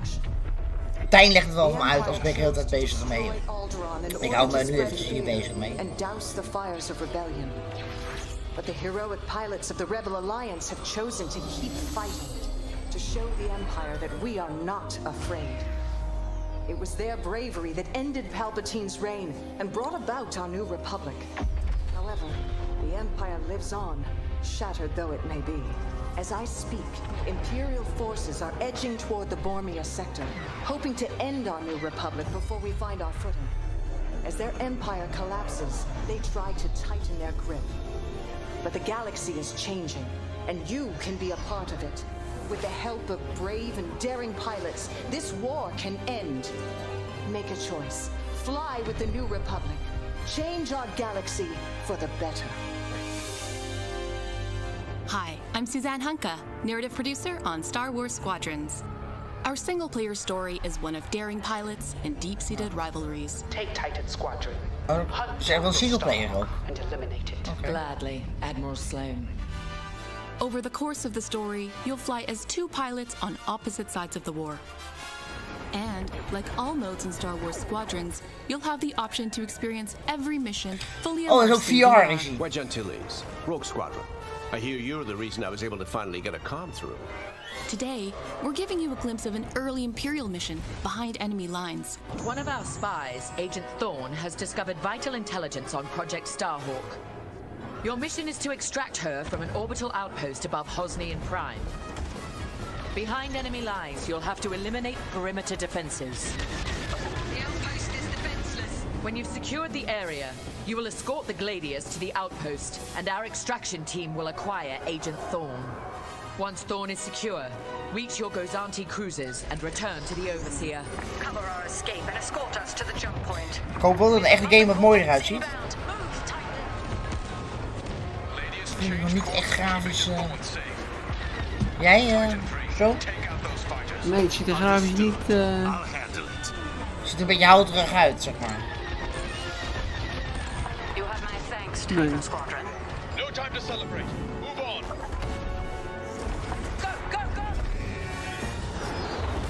Had er wel iets meer van verwacht.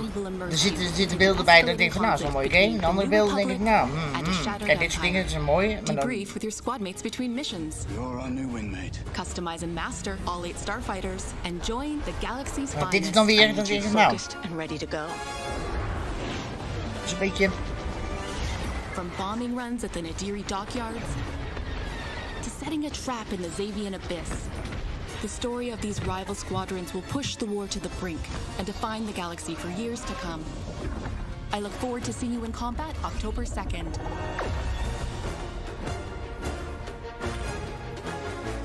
...2 oktober. Ik denk ook dat het komt omdat het ook een gedeeltelijk VR-game is. That is not all EA has to share from a galaxy far, far away today at Star Wars. Dat het daarom zo raar eruit ziet, zeg maar. The world of Batuu, where you can visit Oga's Cantina or jump into the Millennium Falcon on a run to Smuggler's Cove. It was this incredible adventure at Disneyland Resort and Walt Disney World Resort that inspired The Sims' latest game pack. Check this out. Hey, The Sims. The Sims 4, jongens. Voor Christiena. Voor Christiena, als het nog is. Hij was bekend bezig, die sliep niet. Star Wars in Sims 4, jongens. Oeh, er komt Star Wars in Sims 4. Ziet er wel heel mooi uit, hoor. Oh, dat is wel vet. Dat is Mos Eisley, hè? Is dat? In Sims 4. Oh, dat hebben ze goed. Dat is wel goed gedaan, dit, hoor. One genie. Die ga ik zeker halen. Deze pack.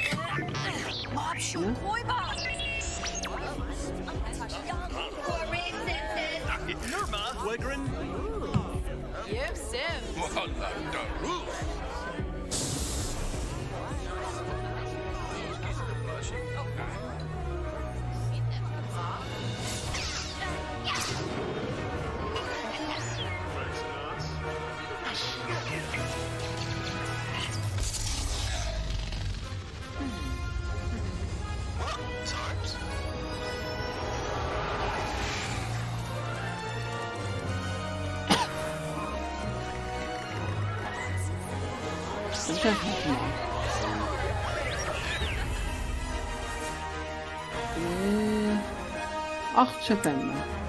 8 september komt deze uit. Nou, dat is op een woensdag. Voor de Sims 4. Nee, dat is op een dinsdag. There is even more Star Wars to come later in the show. Lego Star Wars, the Skywalker Saga is up. And as we move into our second hour, we've got Fall Guys Season 2 still to come. The reveal of that, which I can't wait for you guys to see. And of course, a gameplay demo of Ratchet & Clank Rift Apart for PlayStation 5. But right now, you might remember this next game from Annapurna Interactive from last year's Microsoft E3 event. And today, I'm excited to share a new announcement from the team. This interactive thriller about a man stuck in a time loop is one of this year's most intriguing indie titles, and now they've added an absolutely all-star cast to the game. Here's a whole new look at 12 minutes. Game 12 minutes, yes. All right, close your eyes. I want you to think of a flower. Een interactieve thriller, ja, is dat. Oh ja, dat weet ik, ja. Hier doe je dit echt, is ook gewoon, dit verhaal doe je zelf, zeg maar. Moving backward. Ja, dat is wat wel leuk. Returning ja. to its bud. Think of that bud. Kan ik zelf gewoon verneuken. Look at it as a whole. Then silently repeat these phrases. May you be free from suffering. May you be free from fear. May you know peace and joy.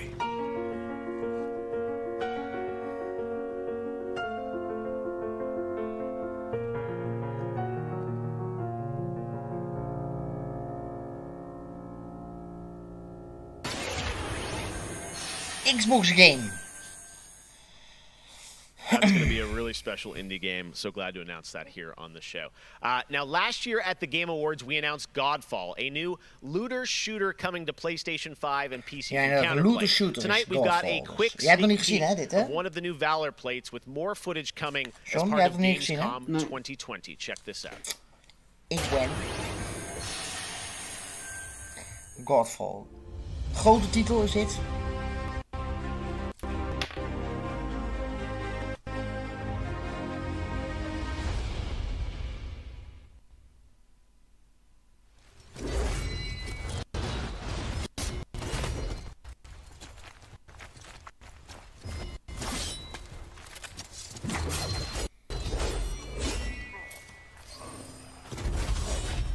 Ja, het zijn in-game beelden zien. Ja.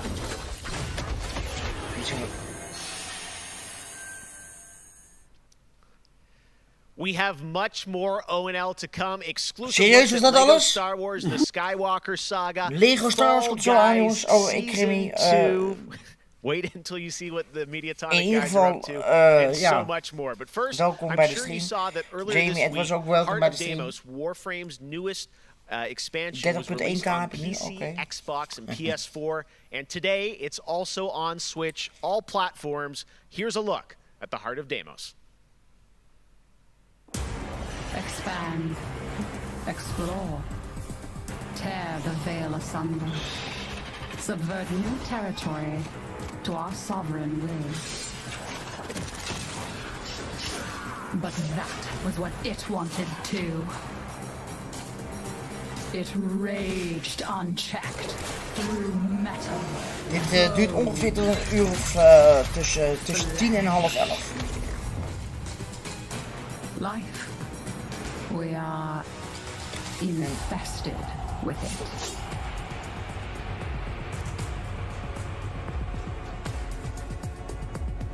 What? Visitors?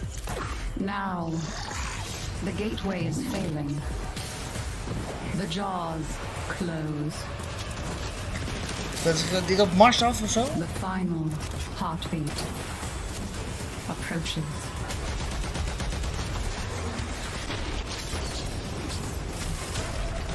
Have you tried turning it off and on again? But before we fall, we shall scream. There is one who will hear the heart of Deimos. Heart of Deimos. Ja, zie je? Tijn Bos is namelijk een maan van Mars. So many people have been discovering or rediscovering video games during lockdown, whether it be older people or bored teenagers or middle-aged parents who suddenly find they have to do something together with their kids. And I think I've given out more advice about video games in 2020 than any other time ever.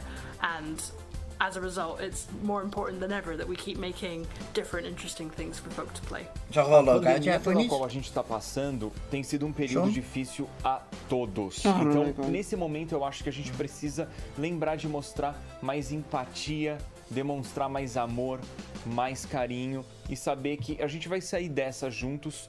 Vai ser difícil, mas isso tudo vai passar. I hope everybody gets healthy and safely through this coronavirus time. Care about other people and wear your masks. Jogos são, na minha opinião pessoal, a forma de arte mais incrível de se expressar.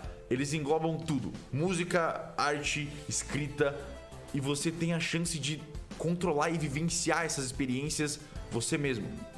É mágico, é maravilhoso. Jogos são puro amor.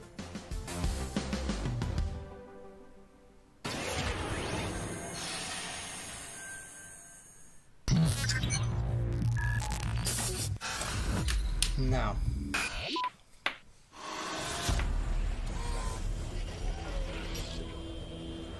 Wat is dit dan weer, joh?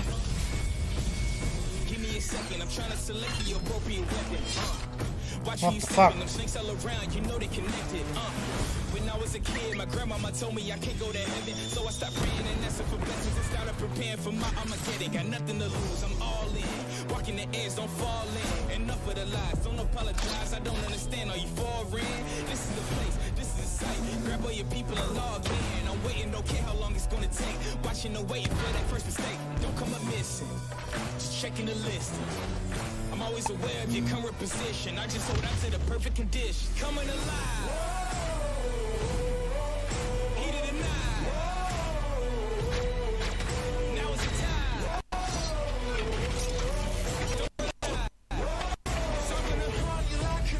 Coming alive.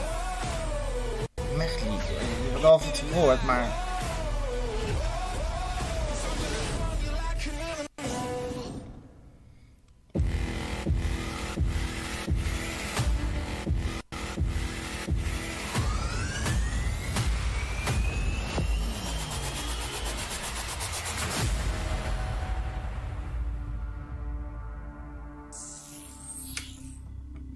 Crossover tussen twee series, zeg maar.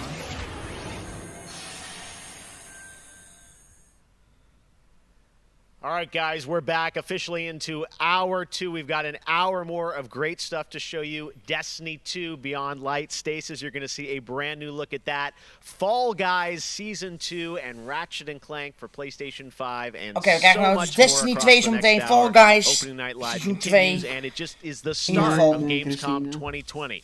But right now, on September 25th, Mafia Definitive Edition launches a comprehensive...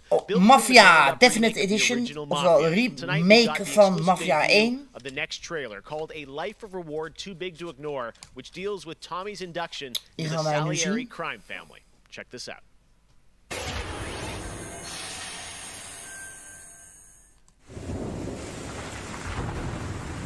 All these Mafia guys Definitive Edition. in this room, they're here because they have the only thing that matters to me. The only thing that should matter to any of us. You know what that is, Tommy? They're loyal. That's right.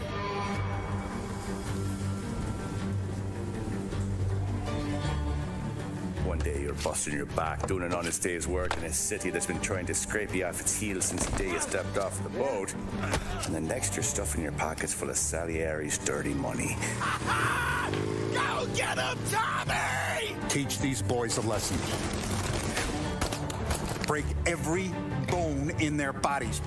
Dat is ook grappig. Ik krijg ondertussen natuurlijk ook mailberichten van alle bedrijven. EA krijg hier nu, krijg van allerlei games die nu getoond worden. Krijg allemaal de persberichten krijg binnen. Now you stay straight with me, you're gonna be living the high lifetime. You abuse my trust.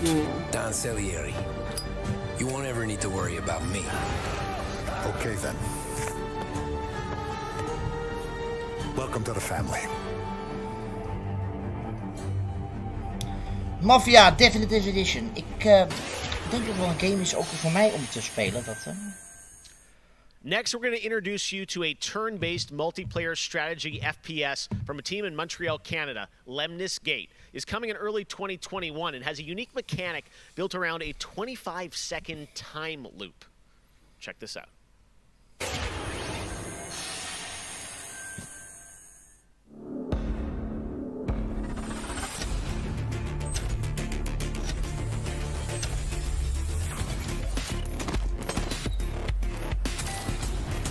Zo grappig wat ik al zei tegen jou, hè? John, dat echt zoveel science fiction games, hè? Ja, dat is echt niet normaal. Natuurlijk het voordeel van science fiction games is natuurlijk wel dat de sky is the limit, hè? Je kan gewoon verzinnen alles. Ja. Snap je? Ja, je kan alles verzinnen. Ja, daarom is het natuurlijk... Ik doe nog een klein beetje denken aan Unreal. Unreal 2.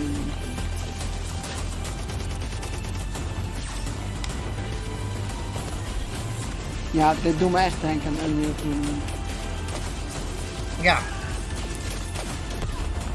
Wat dacht van gewoon Doom of zo? Een beetje hetzelfde stijl allemaal toch? Ja.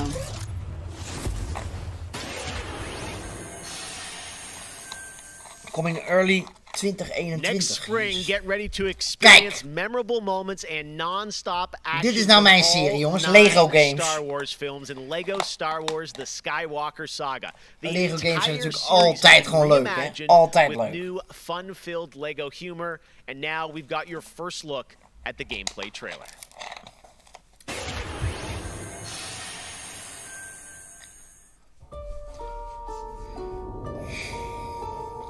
I want to learn the ways of the Force and become a Jedi like my father.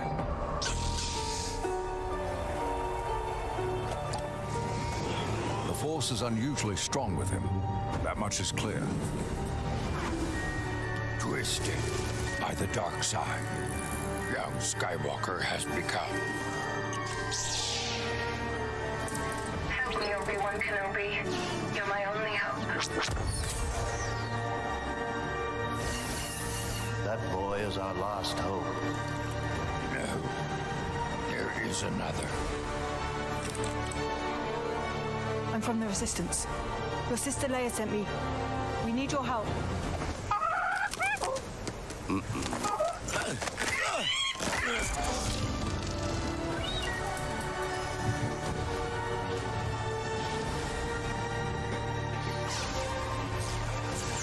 Ziet er altijd wel leuk uit. Ja.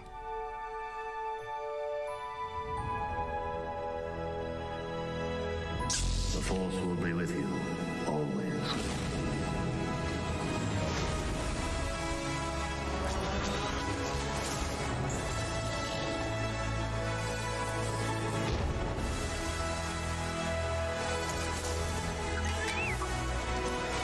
Punch it! Not him, the Falcon. Fijne avond, Cindy.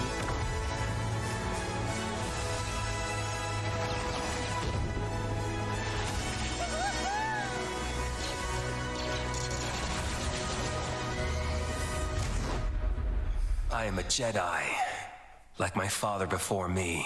So be it, Jedi.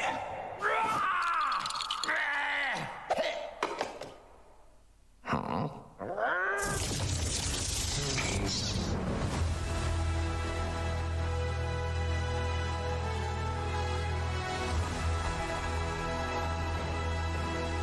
Voorjaar 2021. Nou, dit is altijd instant buy, hè, dit dan, eigenlijk. Toch? Man, Lego Star Wars looks so fun coming to next gen as well. All Ik heb right, die we'll be zo op, right back with more world Lego premieres games. from huge new games like Ratchet & Clank, Rift Apart, Medal of Honor, Above and Beyond, and Destiny 2. But before that, here's a look at a game that is launching tonight on Nintendo Switch and Steam. It's called Struggling from Frontier, a fun deze komt dus physics-based vanavond officieel uit op platformer where Nintendo two players Switch control en op de Troy, Steam. our fleshy hero. Check this out, and remember, you can play this tonight. Vanavond kun je deze spelen op Steam dus en op de Nintendo Switch.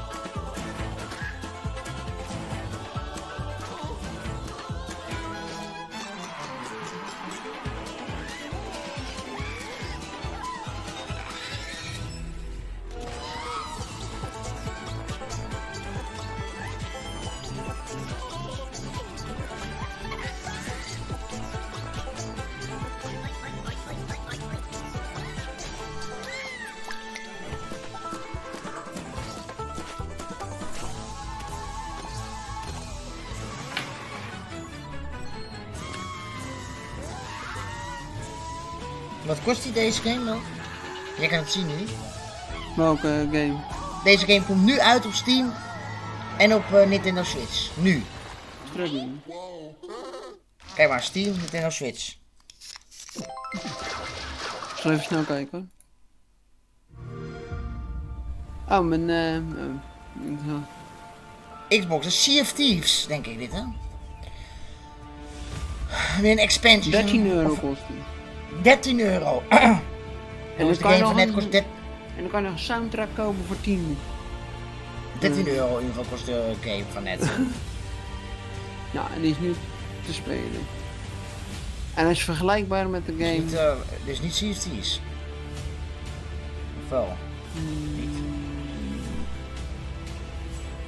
Nou. Nee, ik denk wel. Civilizations is dit. Is het niet Civilization 6? Ik denk het wel.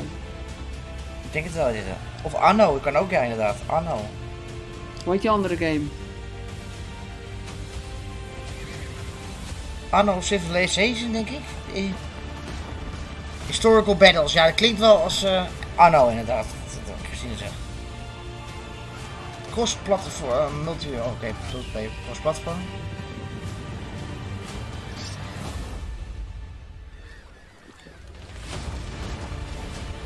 Empire Earth dacht ik aan. Nee.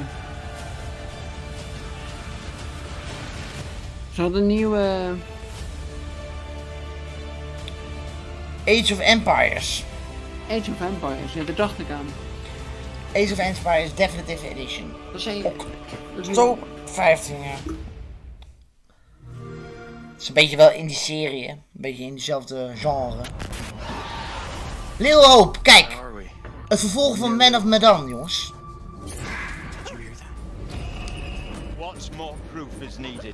Dit ga ik zeker spelen, jongens. Dit en Man of Medan was het eerste deel en dit is het tweede deel, zeg maar.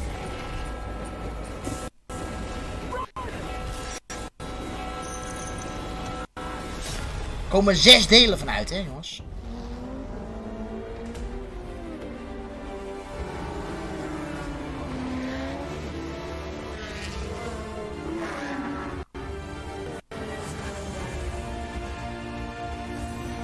Tess, ik heb toch pas geleden Man of Medan gespeeld. Dit is het vervolg, zeg maar, een ander verhaal.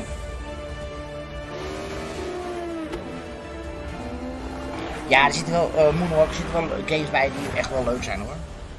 Project Cars 3, die heb ik net binnengekregen vandaag.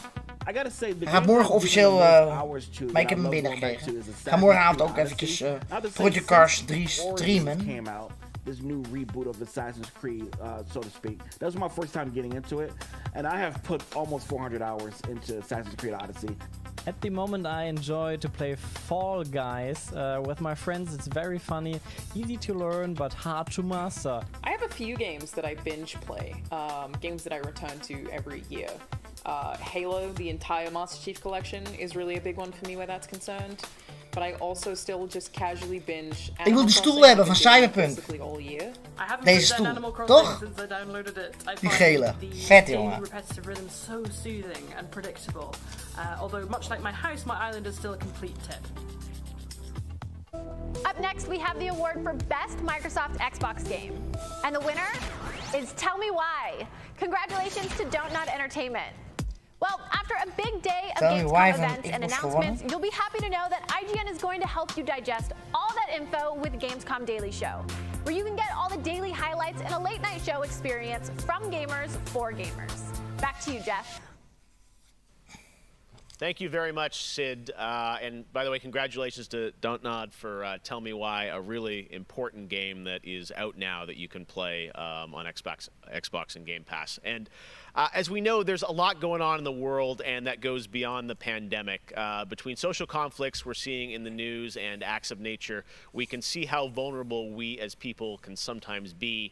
And now I think it's as important time as ever to remember to come together and support one another. We are a global gaming community. There are millions of people watching tonight, and I know we're all here because we love games and we know that games are Voor mensen die trouwens nu kijken, like we've all felt that in 2020. So I think that's really important to remember amongst all the games and trailers.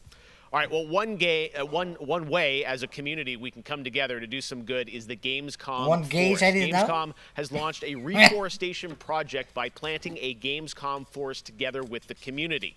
Gamers worldwide can go to gamescom.global and donate to plant more trees. So let's plant a forest together. All right, well, now we're going to move on to another game, and this one was announced back in May. Chorus is a dark space combat shooter where players take control of Nara on a quest to destroy the dark cult that created her, featuring rich, ray-traced 4K 60 FPS environments on next-gen hardware. Here is the first look at gameplay from Chorus.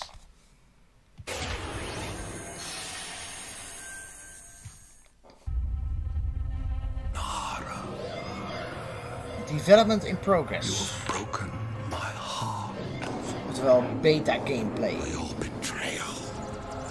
You will be broken.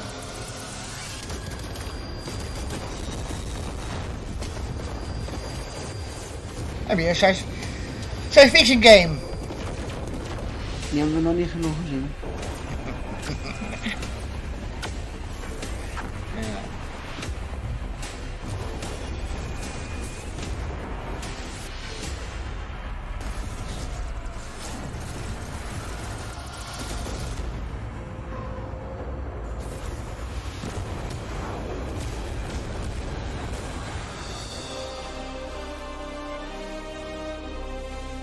Course Horizon 1 Stadia, PC, PlayStation 5, PlayStation 4. Is trouwens iemand überhaupt wel van de kijkers die met een Stadia gespeeld heeft? Have you won? If one game has defined the summer of 2020, it absolutely is Fall Guys, Mediatonic in London and Devolver. This game is setting records and putting a much-needed smile on everyone's face. Fall Guys, I think, represents our industry at its absolute best. Well, soon the Fall Guys experience will evolve with Season 2. There's a lot of new stuff coming, and tonight, Mediatonic is about to give you an exclusive sneak peek at what's next.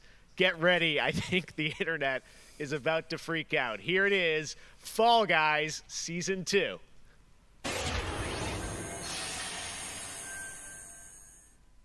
Hey, I'm Joe. I'm the lead game designer on Fall Guys Ultimate Knockout, and I just want to reach out and say thank you to everyone who's been playing and enjoying the game so far. As a team, we've been looking at all the memes and the montage that people have been posting online, and the response to the game is really blown us away. Wel 21, maar hij ziet er echt heel jong uit. Sneak peek at the rounds and the costumes that they can be enjoying as part of Fall Guys Season 2.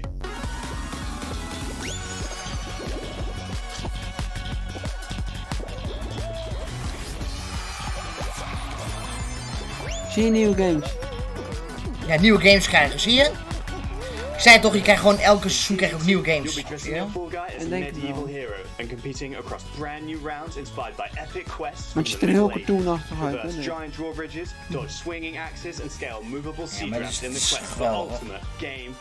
Wel leuk als ze nieuwe dingen toevoegen. Jij ziet er ook uit als 30, zijn complimenten. Ik ben 40, jongens.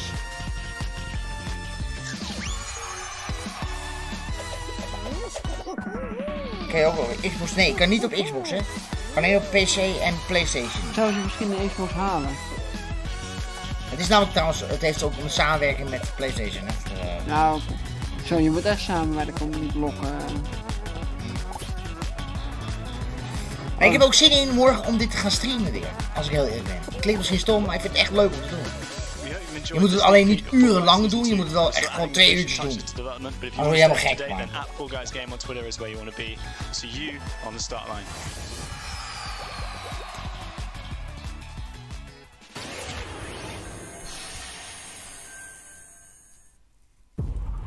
father has Colorado in the palm of his hand, and he's afraid to close his fist.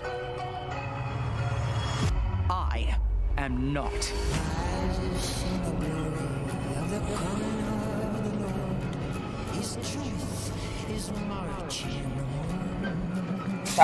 Ja, maar het heeft een samenwerking met PlayStation Studios, zeg maar. Dan is het een beetje lastig, hè, een Big Boss.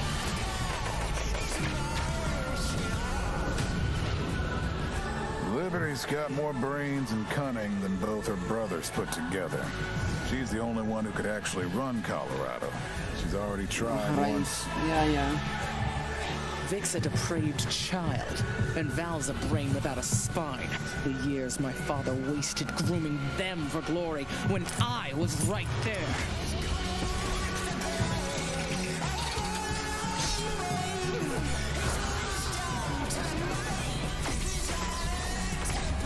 Ik ga morgenmiddag zeker streamen, ja. Nee, wat? Gewoon ook Nederlandse... Ja, alleen voor Horizon Zero... denk ik, hè? Heb je ook nog wat van? Ik weet niet zeker. Ik heb niets gestaan. Horizon. Dat is alleen de game van Nederlandse bodem die echt een beetje erop doet, hè? Wasteland 3. Die kan ik ook any new appreciation krijgen. for gaming at this time, because my appreciation for gaming before couldn't be higher. Com certeza, jogos multiplayer preenchem completamente a conexão social que eu preciso ter com outras pessoas nesses tempos de isolamento. E é o mais próximo que a gente pode ter de experiências reais com pessoas que estão longe da gente. You get to travel all over the world in games, which is something I've always taken for granted. Oh. At the moment I'm playing Ghost of Tsushima, and you know, I kind of prefer it to the real Japan just because I've heard that in real life they don't let you run around with katanas. I appreciate Nee, geluid is niet echt, toch? A lot more than films, music or whatever. And it's just fine for me to have the time to play with friends or even with my family, to have a lot of fun. I've been mostly at home with small children, and gaming is the only thing that I get to do for myself anymore. I find it's not only an escape, it's also a way to challenge my brain. Gaming is becoming clearly more important for a lot of people. You know, play is a natural instinct, and from Animal Crossing to The Last of Us Part 2 or Ori, yes, it's definitely an incredible time now to be a gamer, yes. Sorry, een oude Game Boy nog. Hey everyone, I'm Vince Sampella, head of Respawn Entertainment. When we set out to create Medal of Honor Above and Beyond, we knew we wanted to bring the series back to its roots. The Medal of Honor franchise is known for its powerful and exciting single-player stories that put the player in the boots of a soldier who was there. It's a series that is grounded in history, which tells emotionally authentic stories. Peter Hirschman, who directed the original Medal of Honor in 1999, is back at the helm of this project. You'll hear more from him in just a bit. Peter and I actually worked together on Medal of Honor Allied Assault in 2002, and I'm really happy he's joined us at Respawn to craft a completely new experience in VR. The team is creating a riveting and emotional journey through World War II like you've never seen or played. It weaves in the personal stories of the veterans and survivors of the war through powerful interviews that help set the stage for what players will experience. It's more than just a game. And we could not be more excited to show the world the next look at Medal of Honor Above and Beyond and the game's action-packed story. Let's take a look.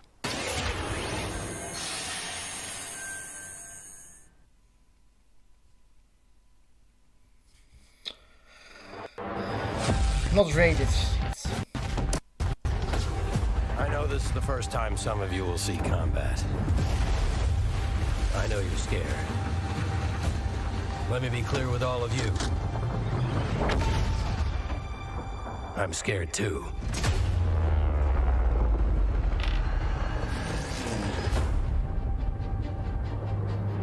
Gewoon van Respawn, hè, dit, hè? Welcome to France, gentlemen. I lead the local resistance cell. Something big is happening inside Gestapo headquarters, and we don't know what it is. Je hoort gewoon Frans er doorheen. Ik hoor het ook. Members of the resistance are perhaps the bravest people fighting in this war. But you really should stop. There is no future in it. Sorry to interrupt. Lieutenant.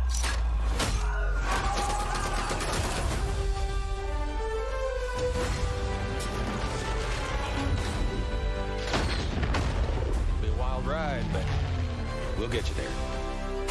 Jet fighters, brace yourselves.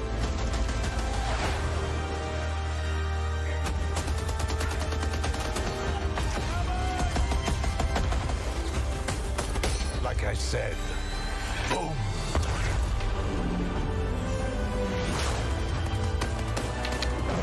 There are things, as people, I'm willing to sacrifice myself for.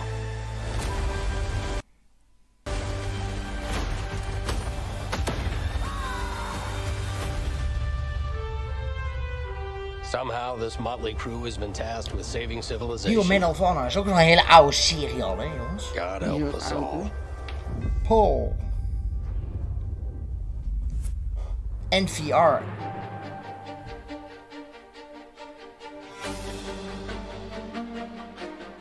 Respawn en Oculus Rift. Thank you so much, Vince. That looks incredible. And now we're here with Respawn Entertainment's Peter Hirschman, Game Director on Medal of Honor Above and Beyond, to talk more about their new VR experience. Peter, I gotta say, the trailer really grabbed me. Such an incredible story that you're telling to. Tell us a bit about this single-player experience. What can we expect? Well, Jeff, thank you for having us on the show. I'm representing a whole team back at Respawn that's been working really hard on this, and it's so exciting to premiere the trailer with you. Medal of Honor, going back to its roots, was always about putting the player in the boots of a soldier fighting in World War II. And with VR, we're able to do that in almost a literal way. It's definitely the most immersive experience, most immersive combat experience I've ever been able to work on. And the story follows you as a player being recruited into the Office of Strategic Services, commonly known as the OSS. And their mission was sabotage, espionage, search and rescue, everything in between. You name it, they did it. And they're known by a different set of initials now, the CIA. But during World War II, they sent operatives all over Europe, deep behind enemy lines. And that allows us to tell a story where you get to go to these places and locations and participate in events that really helped shape the outcome of the war. One of the things I love about the trailer is you can tell there's a lot of interactivity in the environment, emergent gameplay. You got the piano and other things in there. Tell us a bit about how you're using that to tell the story. It seems like it's all kind of through a first-person perspective, but there are some story sequences. How do you tell the story? Oh, well, we shot over 120 pages of Lijkt het wat Medal of Honor, we had a huge international cast of phenomenal actors. And it was fantastic. And the story. Het probleem is wel dat je ziet dan aan deze games een beetje dat het meer VR is, hè? Act 1 is working with the French resistance. Dus je krijgt een beetje een rare perceptie, zeg maar, qua Act 2 is D-Day itself and the fight to get to Berlin. And then the third act is dealing with the Nazi secret weapon program, which involved things like the 262 jet and the V2 rocket and things that could have really turned the tide of the war if we hadn't stopped them. So you get to go on this journey, this story. And the story is shot all from your perspective. Because it's VR, your head is the camera. We don't have cutscenes. We don't have edits. Everything revolves around your perspective. So you experience this story completely in first person as if you are there. So it creates a much more intimate and emotional connection with the characters and the things going on around you. It was an incredible way to shoot. One of our animators stood in for the player throughout the 3 weeks that we were on stage. And all the actors are always reacting and talking to you directly. And in VR, it's a powerful thing. It's all about building that emotional connection, and it just makes the experience all the more authentic. Well, you and Vince, I know this series is really close to your heart, and I'm like, wow, there's There's so much there to experience. It looks really rich and detailed, obviously authentic as well. Paying tribute to everyone that was involved in the war. I wanted to ask you also about multiplayer, which is something that Respawn is really known for, and you've had a great single player experience, but I hear you might also be doing MP too? Oh, well, yeah. I mean, the thing about VR is that, I've spent we've known each other a long time. So much of your career trying to map natural human movements to a controller and just figuring out things like making het lijkt zo weg soms. Ik kan er niks aan doen. Het is echt in de stream, jongens, zitten. And in VR, you know how you duck? You just duck. And how you lean in VR, you just lean. And so the ability to lean around a corner, just kind of peek around the corner and see where the bad guy is just, it heightens the tension so much. It makes it feel all the more real. And when you put that into a multiplayer experience, it just raises it to a whole nother level. So we are shipping, in addition to the campaign, we are shipping a full suite of VR modes, including a few that you can only do in VR. And we're really excited about people playing those, after it comes out. Wow, well, definitely a full-blown VR experience. I gotta say, I'm really excited to put the headset on and try this, and it's coming out later this year, right? Coming out holiday, so fasten your seatbelts. We are so excited to bring it to players. We've been working on it a long time. Like you mentioned, it's a passion project for Vince and I and everyone at Respawn. It's a wonderful full circle. Ik heb nu persbericht van Medal of Honor. For a lot of us that started our careers working on those original set, going back first one and Allied Assault, and now to be able to bring Above and Beyond to a whole new generation is one of the most exciting things we've been involved with. Awesome. Thank you so much, Peter. Opening Night Live will be right back. And in the meantime, here's a look at a new game that is launching tonight. Een nieuwe game die vanavond meteen speelbaar is. The world was broken. Fractured by the magic the Vow Keepers said they would protect us from. Spellstorms still rage across the ruins of the Hollow Lands. This is proof, they said. It isn't safe. It can't be controlled. Magic cannot be used.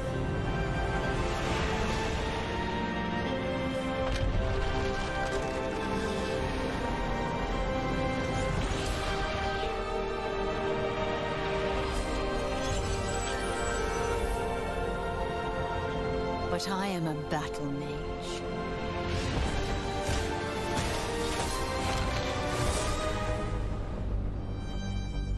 I have broken my vow. And now I fight to break free.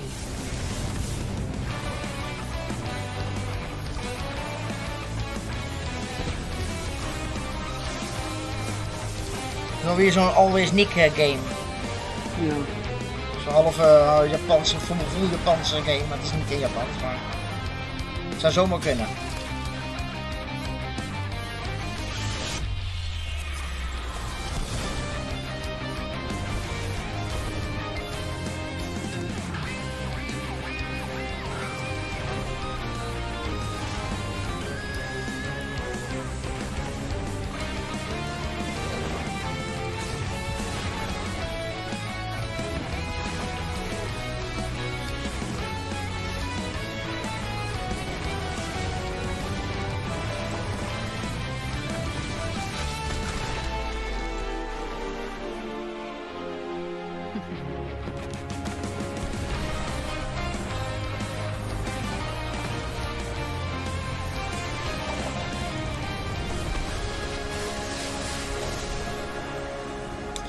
Spellbreak. Ik mag aannemen.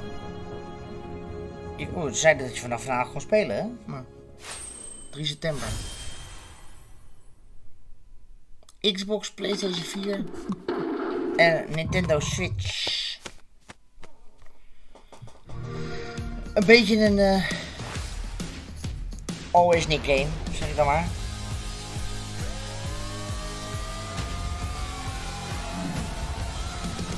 Game Pass reclame. Trouwens wel een mooi systeem, hè, Game Pass. Je huurt dan gewoon games natuurlijk voor Met Xbox Live voor $12,99 per maand. Heb je onbeperkt heel veel games die je kan spelen. En ook tegenwoordig op de PC. Ik heb ook Game Pass.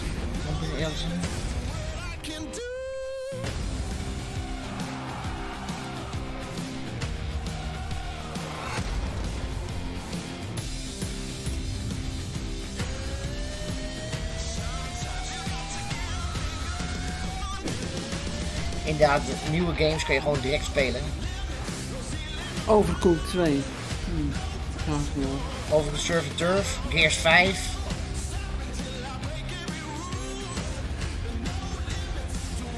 Sony heeft ook een soort Game Pass, ja. Sony heeft, hoe noem je dat weer? Kun je streamen, zeg maar. Het streamt het weer meer. Dus,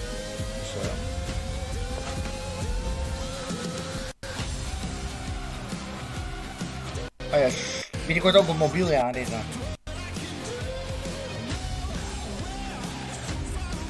Kun je je controle kun je aansluiten op je mobiel.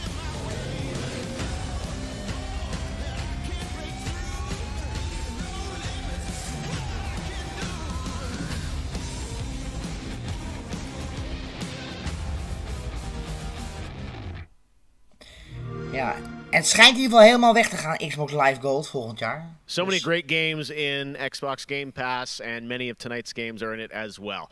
Every year at Gamescom, we like to highlight some incredible games made in Germany. And tonight, we have a special announcement about one of the most legendary German games of all time, created by Factor 5. Enjoy. Factor 5, welke game is dat ook alweer? 最初タリカンの音楽を聴いた時に曲が素晴らしいだけじゃなくてアミガのサウンドそのものも素晴らしいと思いましたね。日本じゃ本当に聴いたことがなかった音楽でした。 Factor 5 was so far ahead of the curve, and each of their games pushed game technology as far as possible. I'd say they're one of the greatest indie developers of all time. サウンドはすごいわ、グラフィックは綺麗だわ、ゲームプレイも滑らかで満足いくものだね。今回タリカンのコレクションが出るってことをとても嬉しく思っているし、これはまた当時みたいにみんなに見せて歩きたいなと思っています。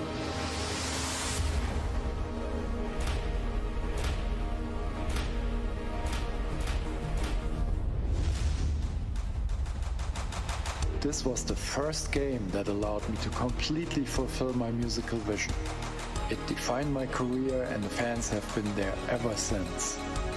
To this day, it's one of my proudest works.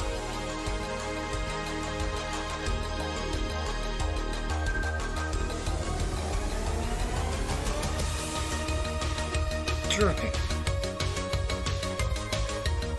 Ken ik niet, jij? Ik ken het niet. Leek me een beetje op... Het leek een beetje voor mij op Mega Man.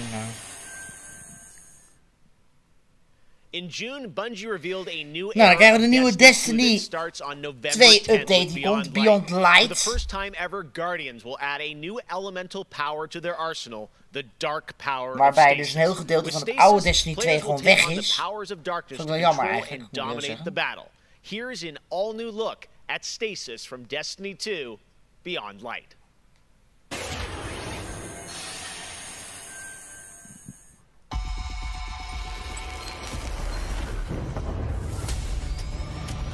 The floodgates are open. The darkness is here.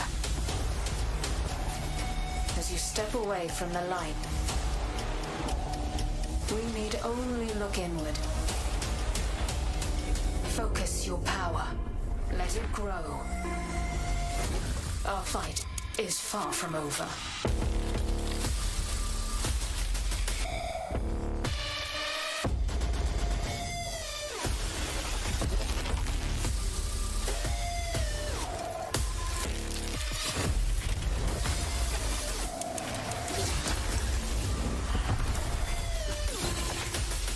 Ook komt er heel veel DLC voor uit in Destiny.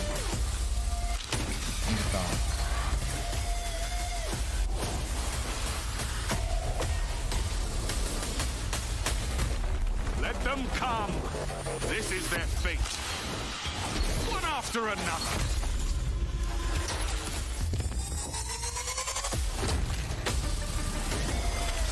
ziet er wel mooi uit dit. Trailers zijn altijd heel vet.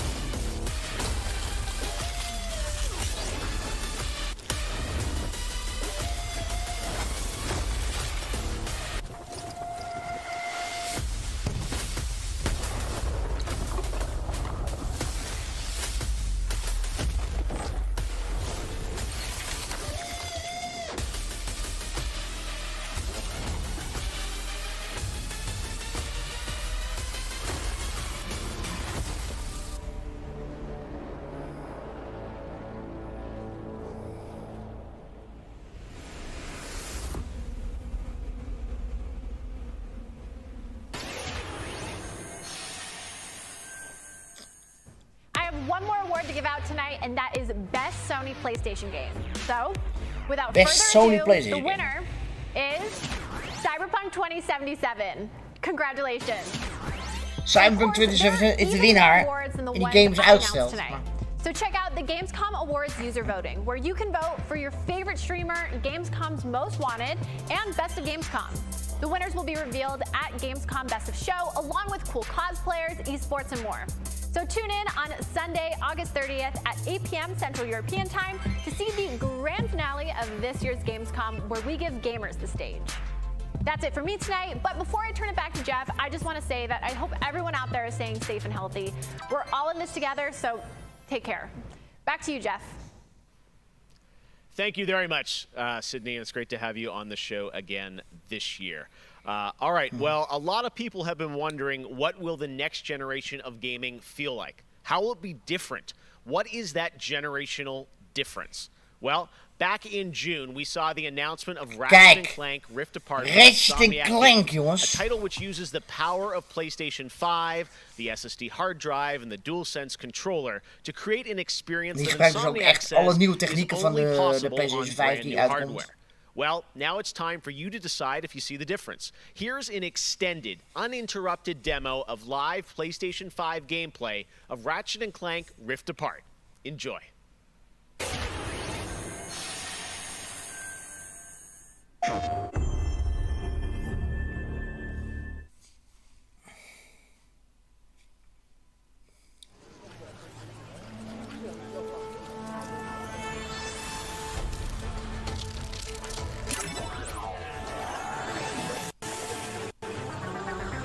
Het is gewoon echt een hele game, hè?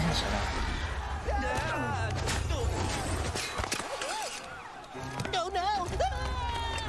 We're back. And not far from where we last saw him. We may still have time to put a stop to this.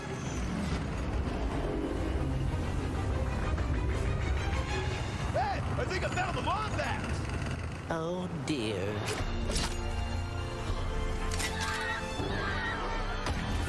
Het is wel mijn kind of game hoor, dit hoor. Jij, Sean? Nee, mijn game. Heel leuk dit, hè.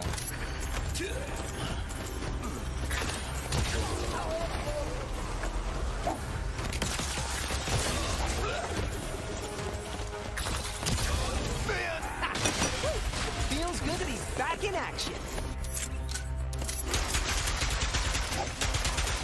Nee, dat is niet mijn game. Leuk juist hoor, die wapens en zo hoor. Serieus.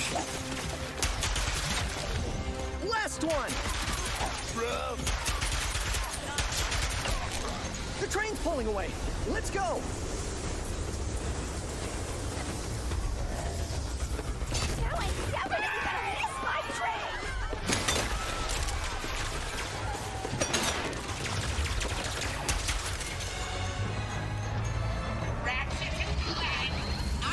Dr. Nefarious. Put down the Dimensionator, Nefarious. Put down the Dimensionator. Yeah, right. Today I will finally be free of the both of you. Soon, everything you see will be mine. Say goodbye.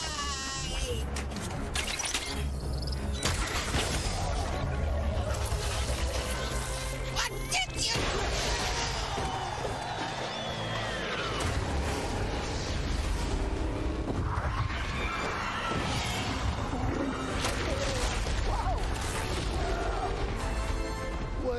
supposed to happen? Hitting Nefarious' device seems to have destabilized reality. The bridge is shot. There has to be another way across. The rifts appeared to react to your device. Try pointing it at one of them.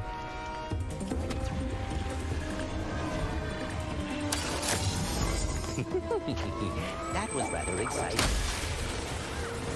Games before trade. Dat is wel vet gedaan hoor, dit.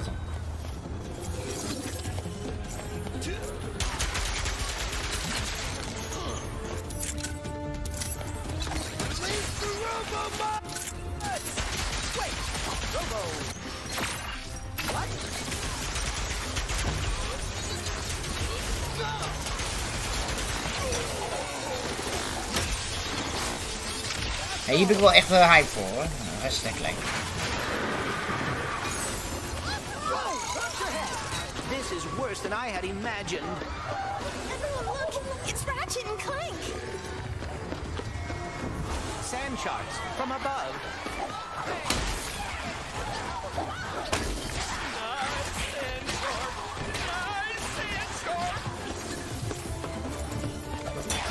My heroes!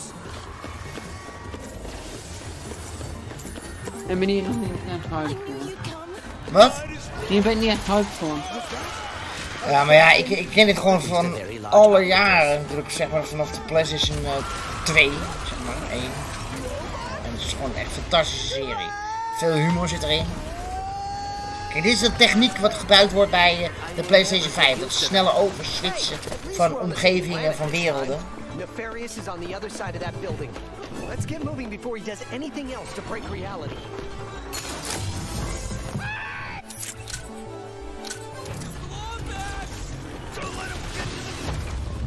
Did Dr. Nefarious really resurface after all these just to try and take over the universe again? Yeah, I kind of wish he was doing a worse job.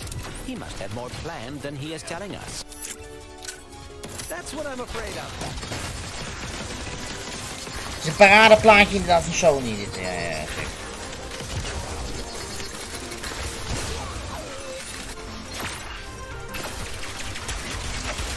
Kun je wapens upgraden, wordt het sterker. Als je game uitspeelt, kun je het opnieuw spelen, kun je nog meer doorlevelen. Het is echt super leuk. Can't wait to see what's new.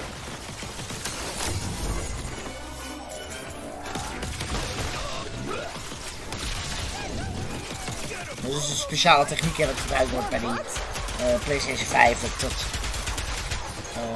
Dat is gewoon in één keer die drift pakken en dan in één keer een hele andere omgeving hebben.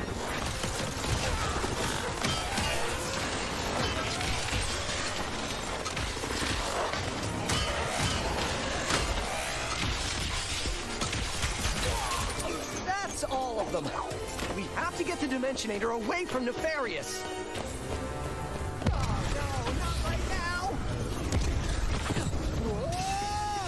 The dimensions are weakening considerably.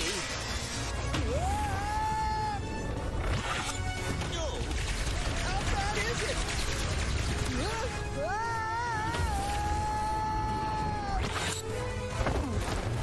Well, it is certainly not good. Great. Where are we? Beats me.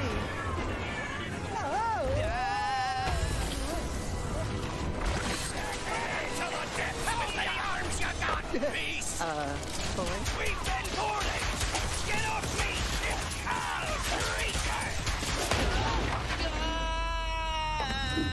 Clank!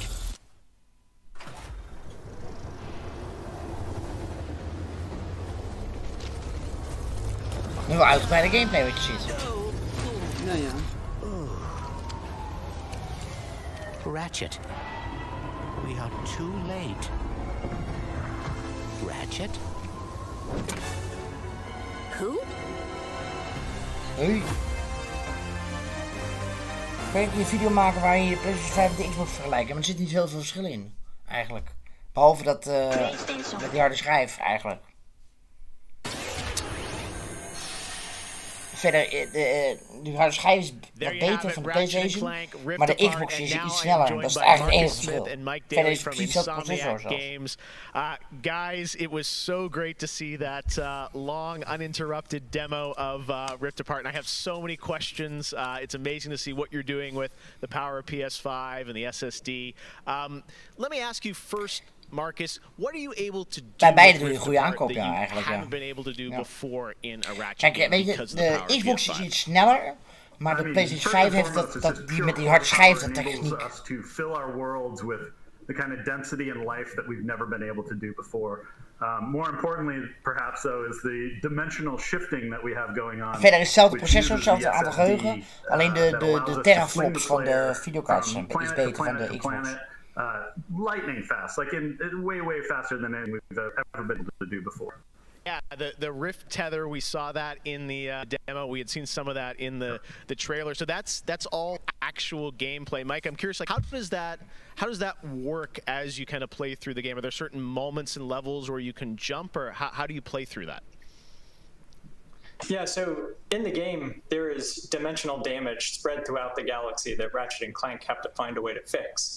And you can find these weak points in space-time that you can hold to you with your Rift tether. I think wat ik al zei, tussen 400 en 500 euro alle consoles. And that enables you to basically like warp across the world to find new places to discover or gain a tactical advantage in combat. Wow, yeah, I gotta say, like when you see that and you steeds meer imagine gelekt op jumping dat from multiple worlds, de PlayStation met CD you know, 500 euro kost, zonder instantaneously CD almost, and it sounds like 400 there's euro. no load screens throughout the entire game. That's right. We're going seamless. That's right. Yep. Wow, all right. You bite. So confident, both of you say it. I like it. Now, let me ask you about DualSense. That's something that is a big part of PS5. I've had a chance to hands-on with the controller, with the adaptive triggers and the haptics. How are you using that to sort of impact the gameplay of Rift Apart? So at the heart of every Ratchet and Clank game is a powerful arsenal of weapons that just exude a ton of personality. And the DualSense is sort of like, it feels like it was made for Ratchet and Clank just because the haptics give us a whole new layer for the weapons to express themselves. So for example, your burst pistol, of course it gives you like a satisfying click or kick with every bullet. But when you throw the shatter bomb, you can actually feel the energy pulsing off the grenade fade away as it gets further apart from you. Basically, the haptics are expressive enough that every weapon feels different and you can tell what you're holding.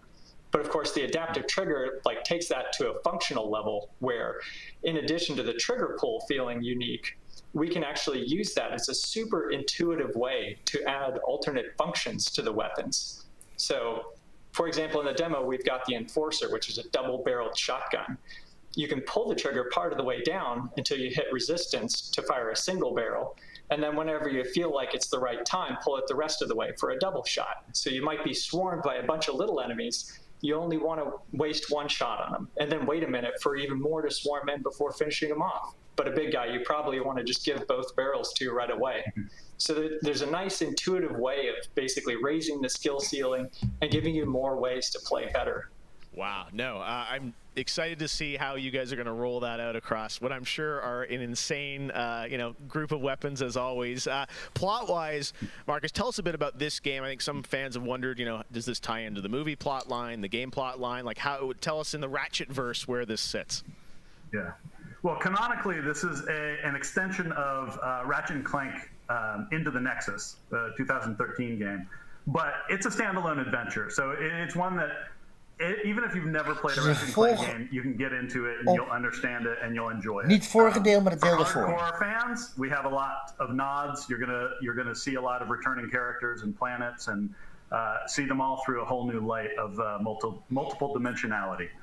Yeah, no, this Rift tether thing I think looks really exciting. And how often, is that something we saw in the demo? Is that something you're going to see frequently in the game? Are there special moments? I guess I'm curious how often you use that technique for gameplay. So the Rift tether has created these anomalies all throughout the galaxy. You'll encounter those pretty often. There's even a few more types of dimensional damage you'll encounter that we haven't shown yet. Okay. Now, being pulled between worlds, that's localized to chasing after Dr. Nefarious in the demo. And that's sort of reserved for special moments when you really have to, when the dimensional damage really tears wide open. Well, I gotta say, it looks incredible. And then at the end, we got another tease of this female Lombax. I know you guys have confirmed she is playable in parts of the game. I think everyone wants to know, though, do we have a name for her? I mean, the world is more interesting with mysteries, and we're going to have to keep this one a little longer. Do we get a number of letters in her name or anything? Too many smart people on the internet. They'll figure it out right away. She's not named Abby, though, right? All right, well, we'll have to wait and see what you guys have in store for us. I got to say, I mean, it looks incredible. The Ratchet games are always so much fun. And as you said, when you think of the power of SSD and the DualSense all coming together, it looks really exciting. Before we go, though, I think everyone around the world wants to know when we're going to get to play this game. What? Anything you can share with us on where you're at in development right now? Mike? Mike? So Ratchet & Clank is coming out in the PS5 launch window. So we haven't announced a specific release date yet, so stay tuned for that. What kind of window? Is it big window? So no, I'm just kidding. All right, that's all we're going to get, I'm sure. Ratchet & Clank Rift Apart coming in the launch window. Game komt dus uit bij de release van de PlayStation 5. We're so excited what you guys are doing across PlayStation and the game looks incredible. So thank you so much for all you've done, and we look forward to seeing more of Rift Apart soon. Thanks, Jeff. Take care. All right, Marcus and Mike from Insomniac, thanks for showing us that first look at Ratchet & Clank or PlayStation 5. And that's going to do it for Opening Night Live. Thank you so much for watching from around the world, and make sure to stay tuned all weekend for more live Gamescom coverage at gamescom.global. As for us, we'll see you later this year for the Game Awards 2020. Our team is hard at work to build a very special live show for you coming in December. We'll see you then. Good night. En het is afgelopen. Ja. En Sony heeft inderdaad nog niks gezegd. Wij gaan dit eventjes verkleinen, jongens.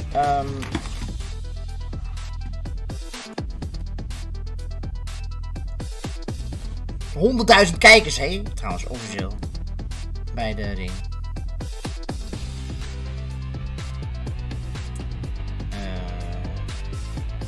We gaan dit eventjes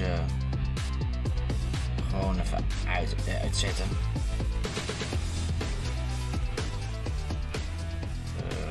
Deze. 100.000 kijkers, jongens. Oh, holy shit. Niet normaal. Dus dat...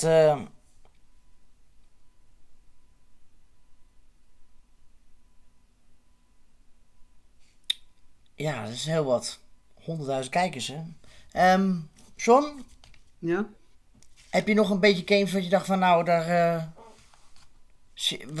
heb je een beetje de games gezien natuurlijk? Ja, natuurlijk. Maar ben je ergens hype voor? Niet echt. Nog. Oké. Lekker, man.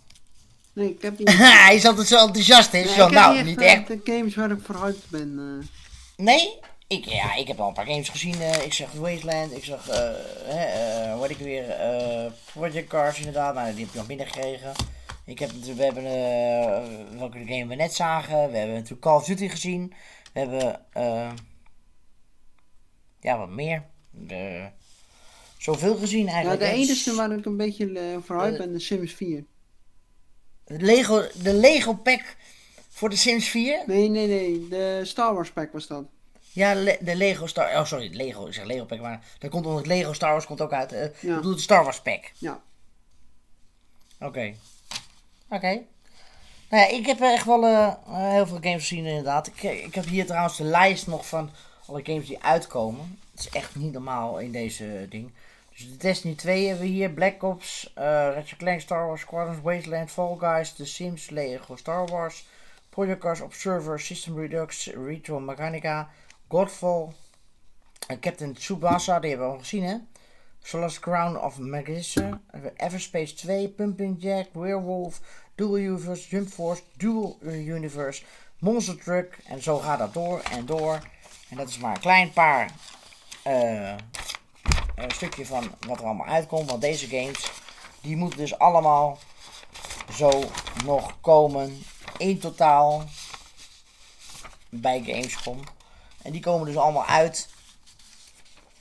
Bijna allemaal binnen een jaar. Dus dat is heel wat natuurlijk. Wij gaan in ieder geval de stream even afsluiten. En ik kan nog even live gaan. Ik twijfel alleen. Wil jij nog live? Wat? Wil jij nog Call of Duty doen of zo? Ja, dat kan.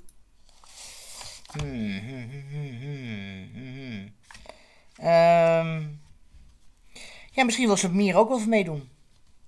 Wil jij ook nog meedoen, MEER?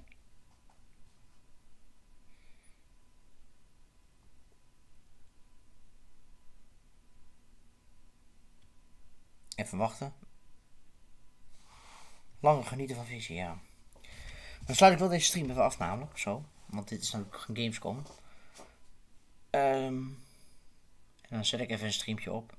Dan ben ik met 10 minuutjes terug, zeg maar ongeveer. Nee man, nee. MEER. Een beetje jammer alweer, hè. Ik zwijg verstandig, zegt Tijn, waarschijnlijk op Christiena. Kapot van trainen. Nou en, ontspannend toch, MEER. Even die wind droppen, je weet toch hoe het gaat, toch? Nee. Even die wind droppen.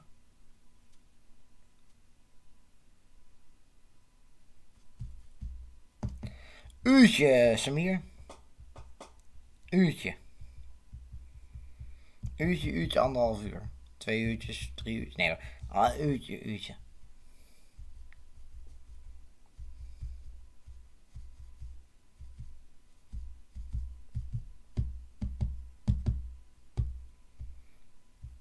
Leuk man, al die interactie. Lekkere vertraging in een paar seconden. Lekker hè?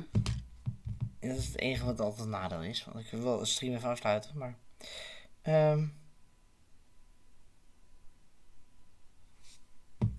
MEER, je moet antwoorden.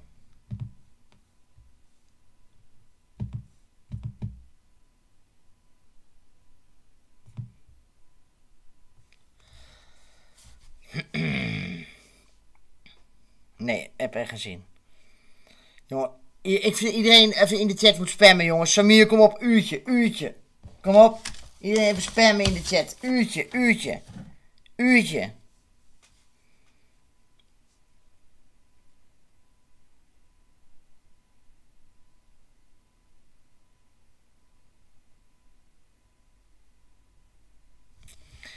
Kom op, Tijn, Christiena, iedereen even spammen, uurtje.